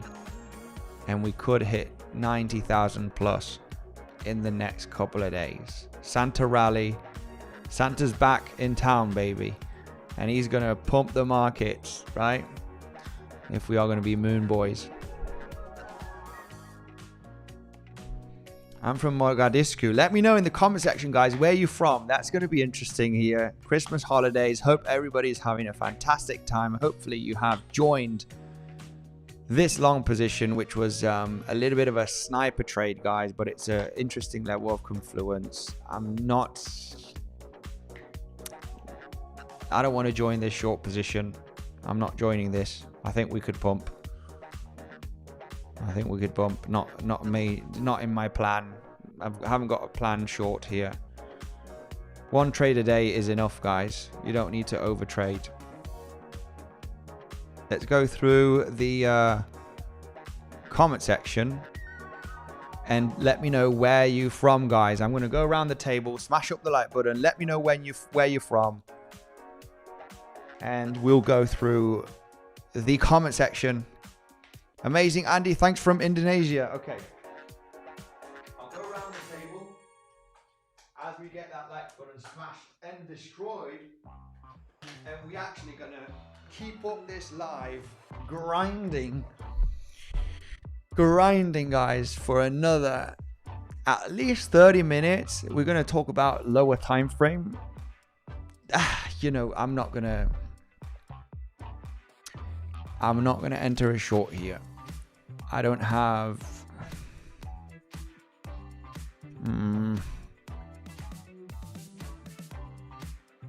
we're going to do lower time frame in the next coming minutes, but first of all, let's go through the comment section and see where you're from. Texas, Portugal. Whoops, sorry. Let's go through comment section here. See what where the people are from. We got Philippines in the house. Let's go, Philippines. Mauritius. Ashlinem, much love to you. Texas. Dakvik 25, much love to you, my man. From Texas. Sweden's in the house. Let's go. Eze. Sweden. Slovenia. Kenya. Let's go. Portugal in the house. Pakistan. Arizona. Let's go. I'm an immigrant, says Joe. Come on, man. Me too. Where are you from, Joe? Let me know. Belfast. Legend. Belfast. Nice. Very cool. Belfast. You know, that's where the Titanic was built, right? If I'm not mistaken. Belfast. Is it? I don't want to screw this live. Yeah, right. Belfast, Northern Ireland. Thought I was getting that mistaken here. Chicago, Jordan, Portugal here. Thanks from Indonesia. Vegas, Thursday morning. What? Atlanta, GA, headed to Vegas Thursday morning. Absolutely awesome. Okay. Vietnam, Canada. I'm scrolling up here, guys, because a lot of people watching from France, but I'm not French. Much love, Joe. Portugal, Texas. Let's go. No, Titanic was made here. Titanic was made in Belfast. Andy, love how calm of a trader you are. I've learned so much with you. Much love. Paz Maria Vallejos from Barcelona. From TKM, brother. But living in Poland, though. Absolutely awesome. Manila, Philippines. Philippines in the house. Nigeria. Stockholm, Sweden. Hombre. Antonio. Antonio. Antonio. Antonio. Much love to you, my man. Thanks for joining by. Price is dropping at the moment. Should we take profit? You know, I'm not sure if you are watching my live or you're watching somebody else's. But yeah, I did say, as we did get a little bit of a sweep of the local highs, you know, I actually took a bit of profit here. You know, if we were to move up to... This has been a bit optimistic, guys. You know, the price is downtrending. You know, if we do get up to 90k plus, you know, would be another 2,500 almost. So it depends, right? Depends. For me, it's a risk-free trade at the moment. But yeah, definitely, as we have a very complex, choppy range, we want to consider taking profit. I'm not feeling this as a short. I'm going to give the bulls a chance, but this is why we're going to go through the lower time frame, okay, legends, and we're going to actually discuss the different possibilities here internally for another new scalp, right? Let's see if we can get another new scalp entry. I would have to give a valid option that this could be a sweep the highs and reject. You know, a few $100 or even claiming the low is possible, okay? It's a kind of a valid entry. I just, you know, and it also creates that cheeky back test as mentioned. So you might get people entering the SFP. This is very common for me because I am a very defensive trader. Where you get the first SFP, right? You get the first sweep of the highs, and then the price comes back up to back test it, and then, you know, gets a bigger move down.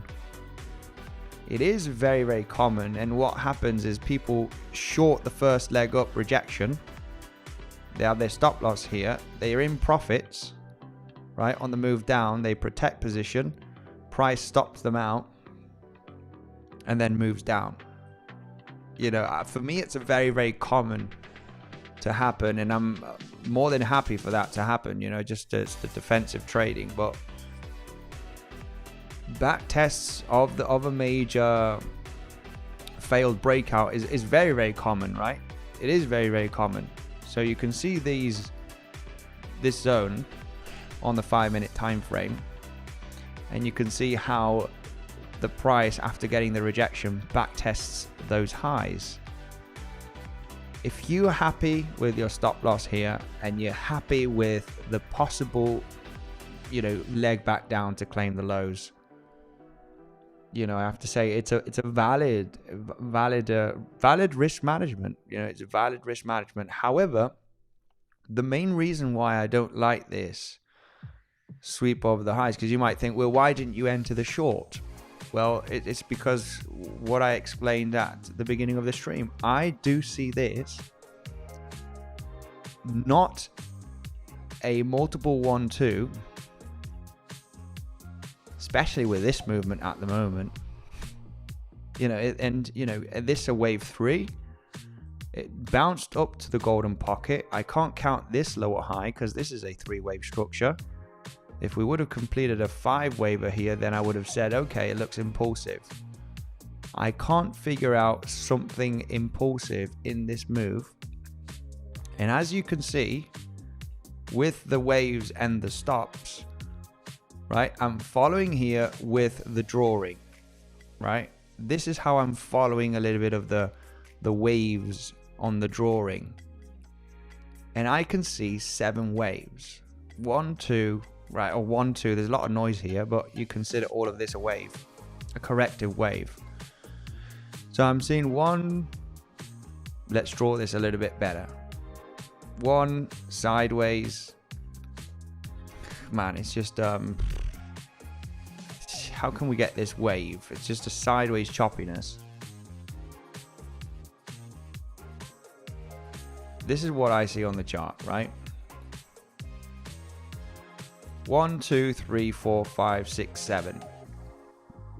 An impulse has 5 waves, either in, a common impulse where the third wave is the highest amount of volume, either in a contracting diagonal, right? Which most commonly has overlap, okay? Most commonly has overlap right there. Man, I'm not going to get this drawing right. There we go, that's more like it. Wave 3 needs to be longer than your wave 5 in a contracting diagonal. Wave 5 needs to be shorter than your wave 3. Expanding diagonals, which are extremely rare. I can't remember seeing the last expanding diagonal where your wave 4 is longer than your wave 2 and your wave 5 is longer than your wave 3. However, your wave 3 cannot be longer than your wave 1. Okay, so it's important that every wave on an expanding diagonal gets longer, except for your 2 and your 4 is longer than your second wave. Your third is smaller than the 5th wave, right? They get longer as they go. 2, 3, 4, 5. But they are very, very rare, expanding diagonals. Contracting diagonal. Okay, you connect your wave 1 with your wave 3 and your wave 2 with your wave 4. And your wave 5 needs to be smaller than your wave 3. However, your wave 3 cannot be the smallest wave. So this wave would really have to start from here, right? And then there's the, expanding wave 1, 2, 3, 4, 5. Longest wave is your wave 1. It's also not very common. The most common is a regular impulse where your wave 3 is the longest. And then your wave, expanding wave 5 is your second most common impulsive move, where your wave 5 is longer than the wave 3. As long as wave 3 is not the shortest, you have expanding wave 5s, expanding wave 1s, which are very, very rare. And the most common eventually is the regular impulse down. I need to find one of these motive waves, okay, here. And, I can't, guys. I can't. With that conclusion, I need to think about possible corrections here. And because we have 7 waves, in 7 waves, what you can have is a zigzag, a correction, and another zigzag, which is the double zigzag W, X, and Y. And I can fit a double zigzag here. So with that said, this has the potential of being the low and maybe taking out 90k in the next coming days. So, naturally with this analysis, I'm not interested at the moment with this information to short any pumps, even though if you sweep the highs or not, I'm not interested. I'm not interested in this SFP. It's too shallow. I don't see an impulse down. This has the potential being the low with my understanding from this wave. It looks more as a 7 waver, possible double zigzag. I can't find an impulse down. So this has the possibility of being the low and taking out 90k in the coming days. So, with that said, I'm not interested in any shorts on the pumps here locally. Right, so that's how we come to this conclusion.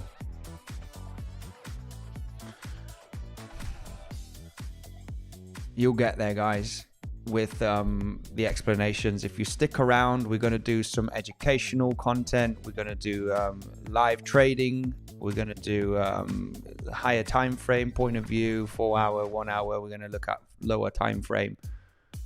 We're going to talk about risk management, the percentage that you need to risk eventually, the where to enter, where to put stop loss, where to, what we're targeting, what projections do we have. We're just going to have a bit of a mix throughout streams here. And if you like that, you need to smash up the like button. You need to subscribe to the channel. And obviously, if you are, interested in dipping your toes into trading, right? And you obviously can use the links down below, which is another way for me to continue with the long live streams, the education. Okay, down below, come trade with me. Have responsibility. You will learn a lot, and you will end up succeeding. It's my goal to make people succeed in trading and understanding the charts.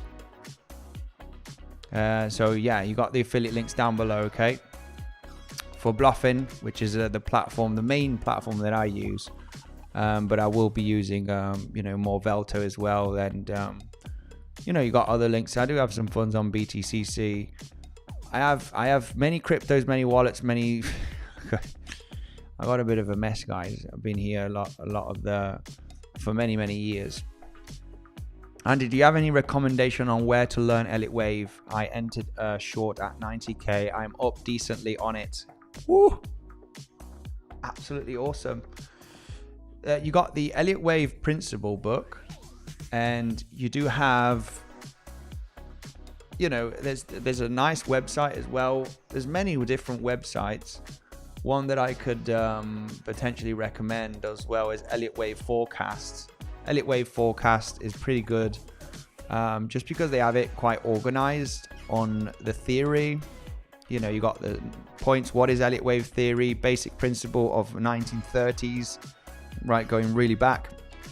Elliott Wave Principle is a book from the mid 70s, which is, it still works. I mean, this is over a century old kind of method, and it still works to date. Elliott Wave Forecast, you have Fibonacci, understanding Fibonacci, motive waves. It's ElliottWaveForecast.com. You will find it here. Very nice, organized here.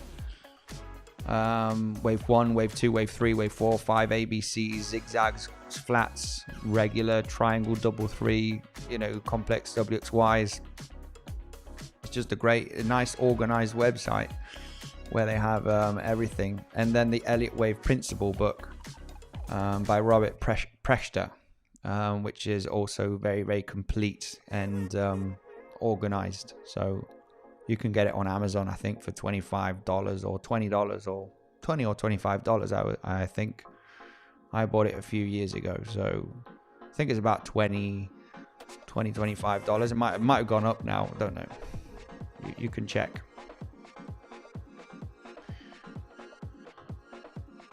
So yeah.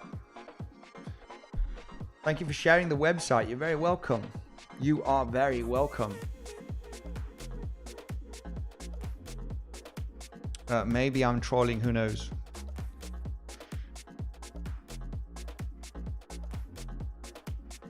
Coons is very good. Coons is very good with early wave theory. He has a lot of education as well. Shout out to Coons. Pumping. Yes, it is. This is why a short here. No. Nope. Not me. I have no. There's no shorts here to be taken, at least for me, in this zone. There's just no. The first level of confluence that I do see is the daily open. Daily open. Anybody that's wondering here about, how to figure out these levels, well, you get the session volume profile. And today's open has been at 88,555. Right? Daily open right over there.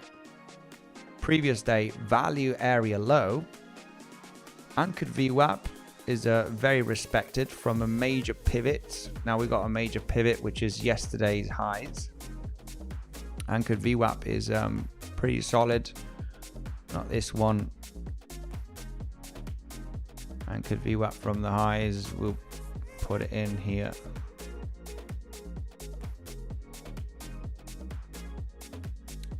Anchored VWAP is coming at today's open. Anchored VWAP from yesterday's highs. Previous day value area low, where we did get resistance today. Right, you can see here how daily open hit previous day value area low, and we got rejected. So previous day value area low. Ideal scenario here for me would be kind of a sweep of the lower highs here. I prefer sweeps really for liquidity grabs for an entry, but I would consider this a possible entry trigger for a scalp, sweeping up the highs here.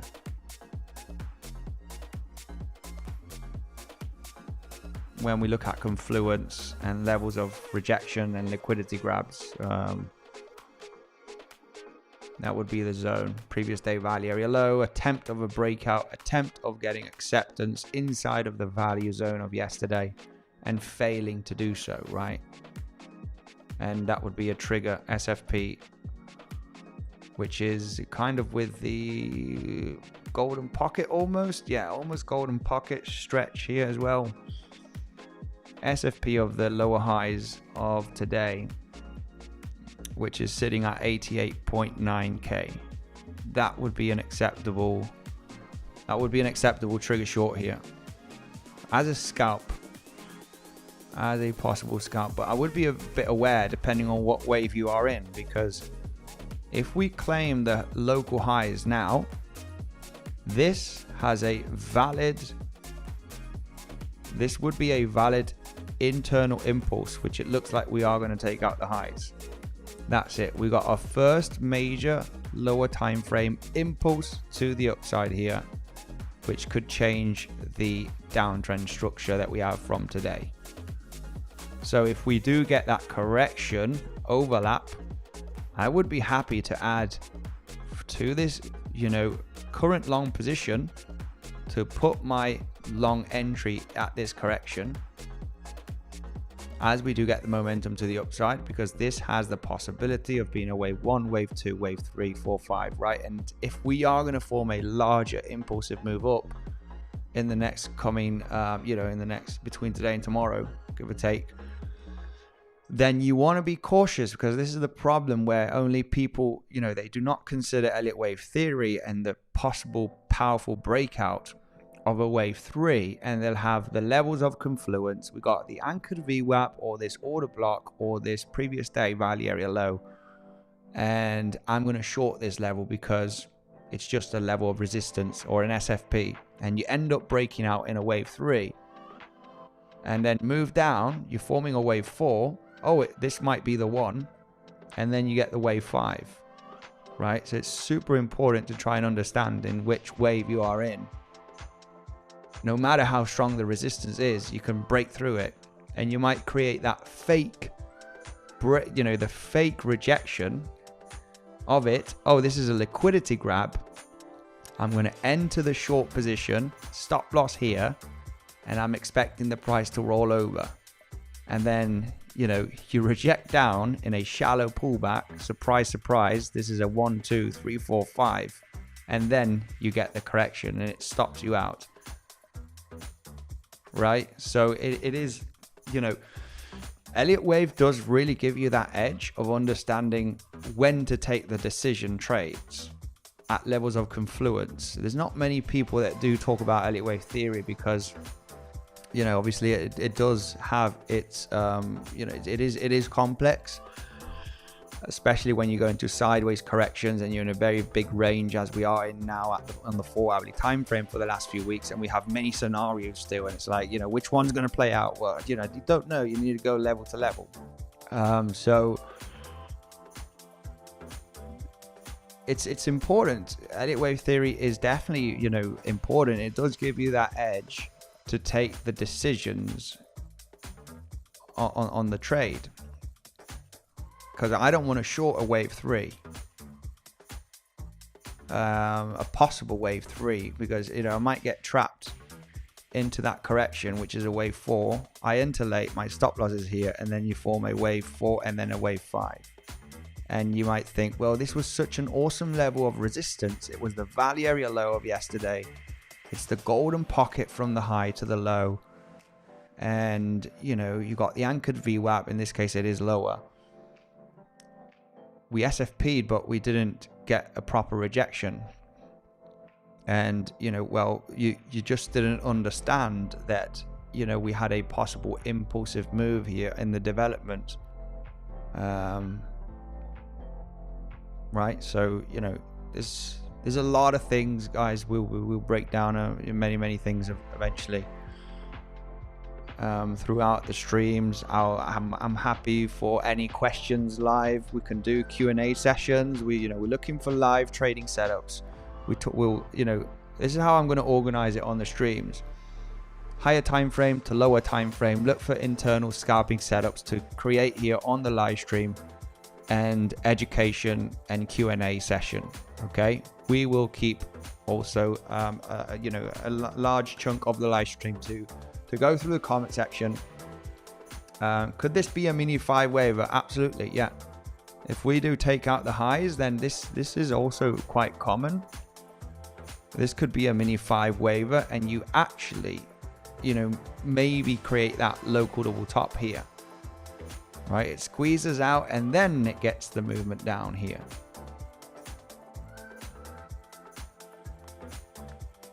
But you have a valid, this is why if we do get that movement down and we overlap here, I will be happy to add to this recent long position that we got here at the golden pocket and the sweep of these lows. To get the main idea of this long position as well was already taking into consideration the zigzag in wave W, the X wave, and also this zigzag down in a wave Y. That this was the main Elliott wave scenario to be, to give a chance of this sweep of the lows to be a completed correction. Right, so I mean, it wasn't only the golden pocket and the sweep of the lows that just by its own is a good setup, but it's also considering what do we have here on the movement down. And as an impulse is not looking great, a double zigzag looks better. So you know exactly where's the zone of entry. And hopefully, maybe some people did manage to join the party, as it was a plan that was created since the beginning of the stream. We're doing a mini pump. Yes, we are. Yes, we are. Mini pump. Handy, what's your recommendation on the simplest way to make small, steady profits in trading? Yeah, recommendation for that is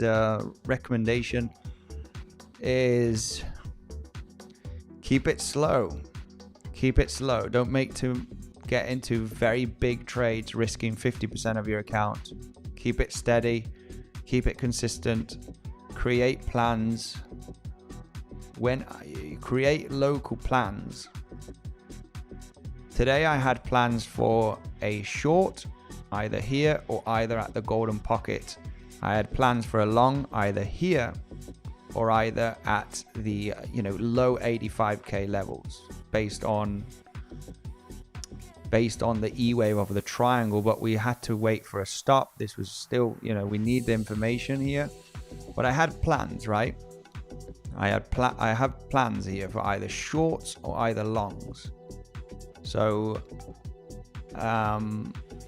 create those plans, have zones of, this is a dangerous area where you have, fair value gap on the lower time frame. So you realize if this level is broken, the possibility of getting a deep move down here of $1,000 plus is there. So you need to understand that this is a zone that you don't want to add to longs. And I'm risking 1% on this trade. I don't want to add another 1 here to hope for a reversal, because if this ends up breaking down, then you are cooked, right? Then you're toast. So you need to understand, you either bounce from here, and if it loses the level, remain patient to come to your next level of interest and check the reaction. If it slows down, then you obviously have a good sign of the price really finding support and bouncing. So risk small percentages, have stop losses, and grow the account slowly and consistently. Most commonly, the people that fail in trading is because they are risking too much. They go in too heavy. They want a big, and you will catch good trades.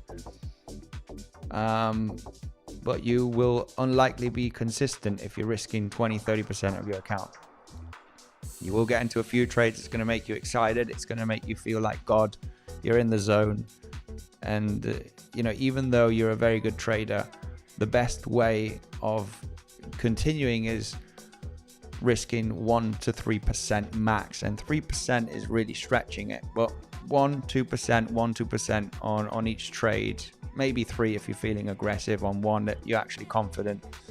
But never break that rule, and always be consistent on the percentage amount on each trade, because you can't risk 5% on this long and 15% on this short. That's completely wrong. Always the same percentage. If you're risking 1% here or 1.5%, you need to risk 1 or 1.5% on the short as well. You always risk the same percentage or very, very similar. Even from 1% to 3%, there is a big gap. So, but never 5% and 15%, right, on one, because you just feel like it. Because it's not sustainable long term. It's you will figure that out. Don't worry. You probably already have. So you need to keep to that rule, guys. I know it's tempting sometimes to go in heavy, but the best way is learning to actually lose. The best way is to lose and understand, oh crap, I burnt my account, or I burnt 50%. Well, what do you need to do? Not risk that much on every single trade. So the answer is with the result. But I guess it is hard. As human beings, we want to be greedy. We want to feel aggressive. But it's just a learning curve, guys, that you eventually need to learn, right? Best way to learn is to actually lose. But what happens to a lot of people, they end up losing. They don't end up educating themselves properly. But this is why we're here, right? We're here to flip dale la vuelta a la tortilla, as you would say in Spanish. Flip the tortilla, flip the omelette, to actually get people educated, make them understand, prove them that it is possible, and just we'll go slowly and consistently. Hopefully we do get a large community here on YouTube that comes into the New York Open and learns a lot and takes their trading to the next level. I lost so much money trading shitcoins with hype, but no, now I learned Elliott Wave and trade with good risk management. Thank you for the good lesson, Philip. Much love, my man. I'm not an altcoin trader myself. Not an altcoin. I really focus mainly on Bitcoin. Altcoins are just too noisy. I've already figured it out, says Big Daryl. Yeah, I mean, we all figure that out. We all, anybody that's in the trading game, they do figure out losses and big ones, right? It's inevitable. So you need to learn that you need to risk 1 to 2%. It's just no more to it, and stay consistent with that 1-2%. You can trade twice a day, 3 times a day, but stay in that margin. Never over trade as well. You don't need to get into 10 trades a day. Look for 1-2 trades a day is reasonable. Then there's the scalping maniacs, or people that are trading in the Wall Street floor, right? That obviously take many trades a day, but you don't need to do that. We're not machines. Wise words, channel 0, much love. Is Spanish your first language? Yes, it is. It is my first language. I am Spanish. Spot only buy and hold. Also not buying any more shitcoins. Yeah, this is the thing, right? I only spot buy. If that is the case, I only buy and hold. That's the long-term, mindset to success. Well, it depends on what coins you buy, right? If it is going to be Bitcoin only, eventually you will make gains buying on spot and holding. But man, as you said, shitcoins, hold what I have and hope one day they come back. Yeah, me also. I have some coins that are in the negative, but I don't risk too much. I mainly have Bitcoin, Ethereum, and Chainlink. But mainly Bitcoin eventually. It's over 60% of the portfolio, which should be more, but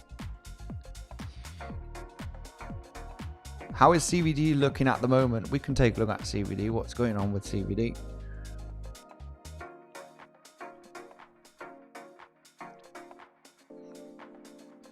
Disturbing liquidity at 90k. We also got that liquidity. Oh, did we fetch this liquidity?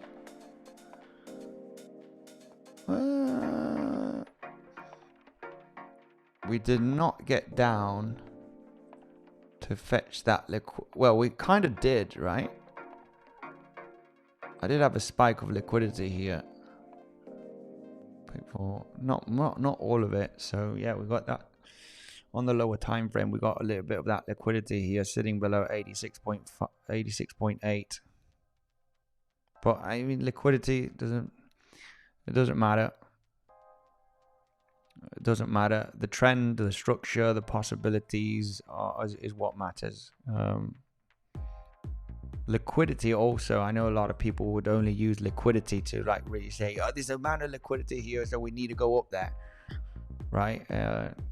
No, it doesn't mean that. Most powerful is price action, structure. Elliott Wave theory is what is most powerful. The trend, the corrections, that's what is most powerful. The structure, basically, right, of the market, and when to detect where it could end. Then everything else comes later. Weekly levels, daily levels, point of controls, VWAPs, Bollinger Bands, MACD, oversold, overbought, the market cipher B. All of that comes later. And structure, corrections, that comes first. Then you can use all of the different magic, thousands of indicators and stuff that there is on Tradingview that's just going to make you can. I don't use much indicators, guys. I'm pretty solid with point of control, daily, what really works as levels of reaction and very, obviously very, very Elliott wave driven as well.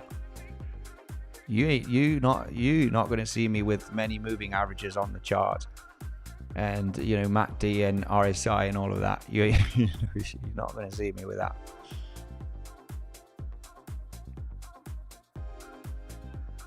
Is Spain a crypto friendly country? Well, I'm not in Spain. I live in the UAE, so I'm living in Dubai. I want to go back to Spain though. But yeah, entire Europe is like really aggressive on tax. Very, very aggressive. Very aggressive. They'll take half of your money. So I need to do a little escape. But I want to go back. I miss home a lot. I miss nature. I miss friends and family. But just for my own good, at least in the short term, had to escape from there. At least for a while. Dubai OTC, baby. Exactly. Dubai OTC it is. It's sad because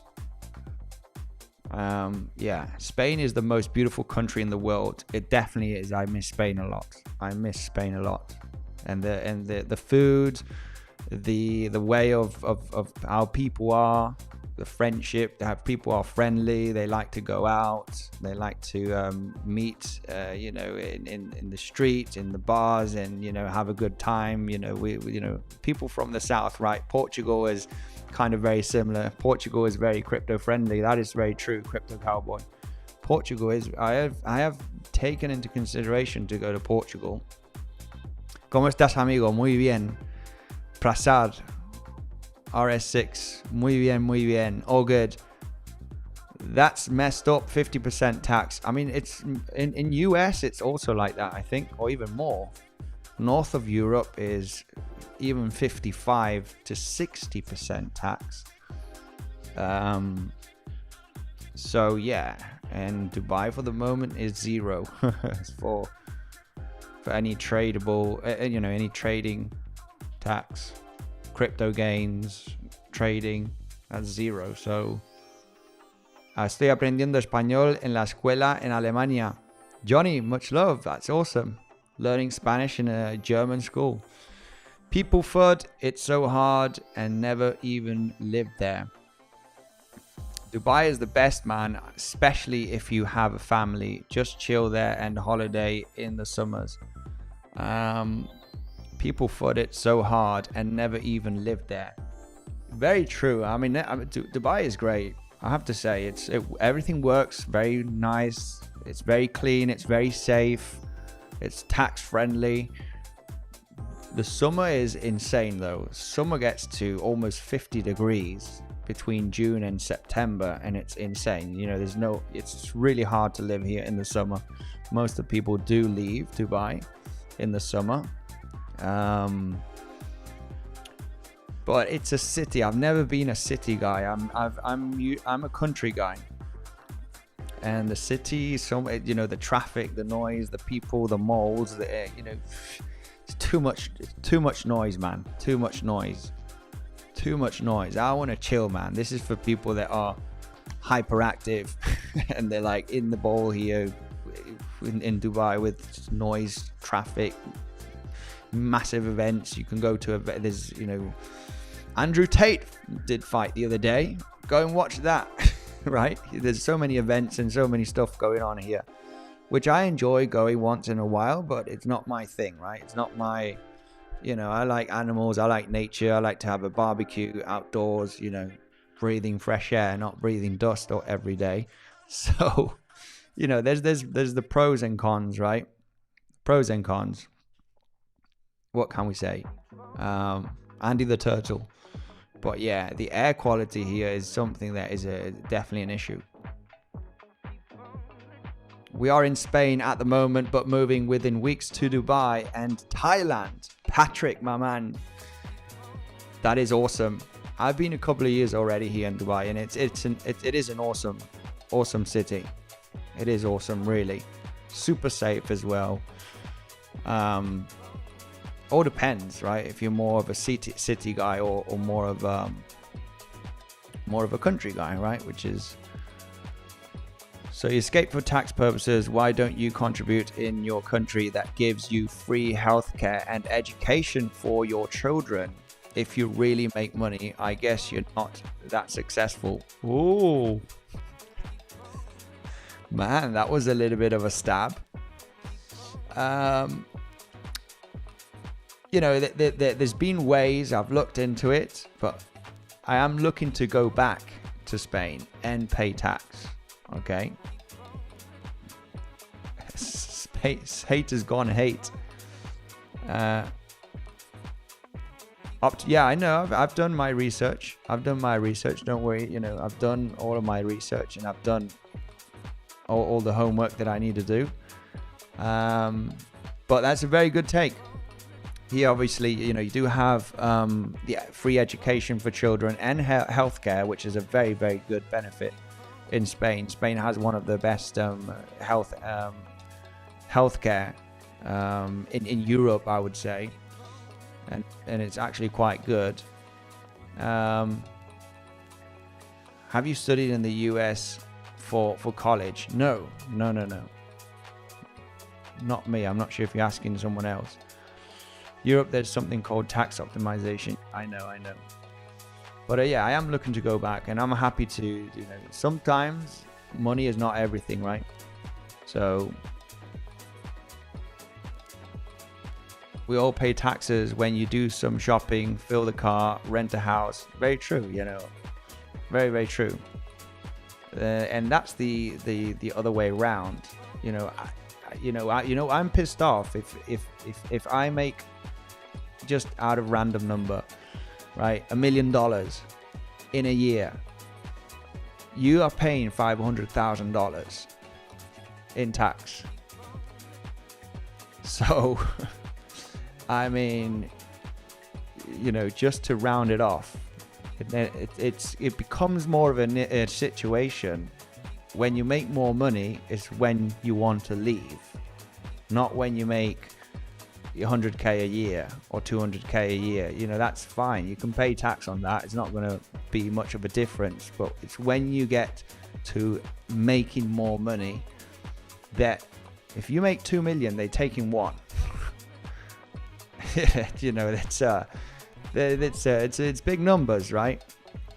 You know, you make 2 million in a year and they taking 1. So yeah, it's not about being so successful. The more successful that you are, the more you want to leave. That's the problem. So I know there's more millionaires in the UK that are leaving every year, and a lot of them are coming to the UAE. There's multi-millionaires that are leaving the UK.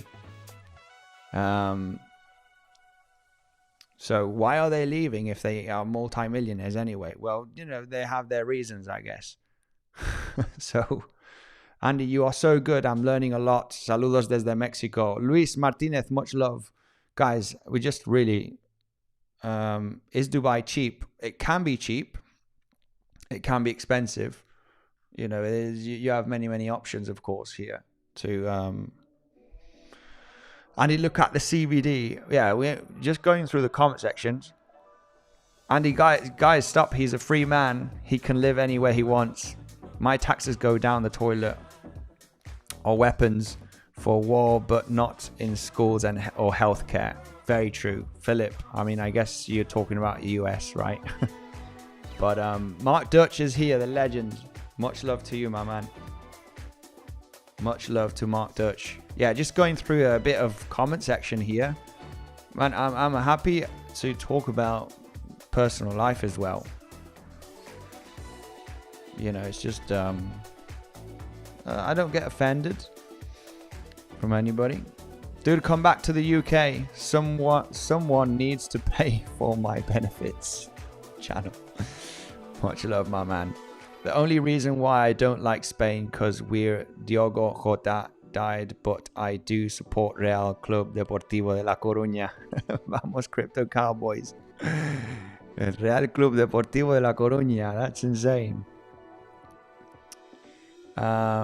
If you really like living there, just go back in Spain. I don't know why people go to Dubai just for tax evasion, while Europe can opted it to be under 15%. I know I can get it to 25%.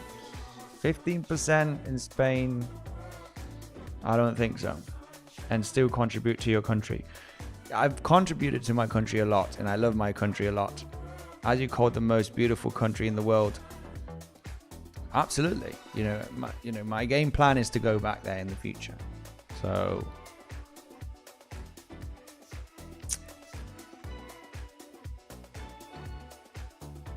I won't say that about Andy. Everywhere people are being taxed and no good school or healthcare increase.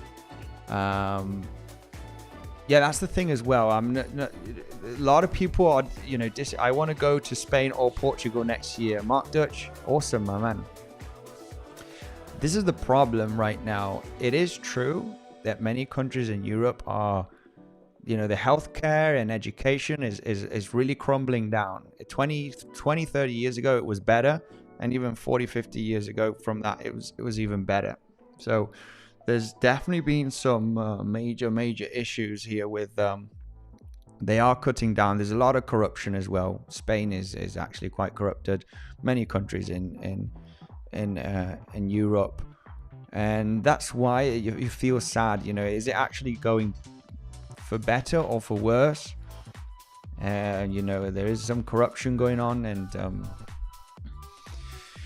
it's just what can we say? It's normal. If things are going well for you, you want to live in a safe country and where services are great. But I have to say, it's not the same. Whole Europe is going down like BTC in the bear market. Yeah, I mean, this is the thing.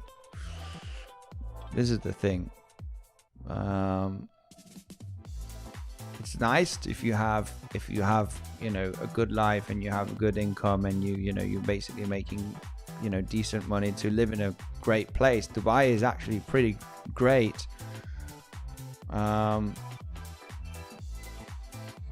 So yeah.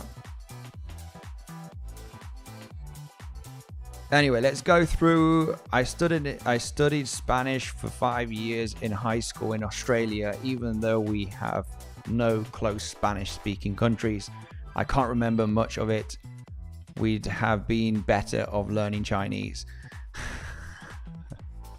Crypto Cowboys. Anyway, let's go through the price of Bitcoin. We did take out those local highs again. So this does have the potential of being a mini impulse.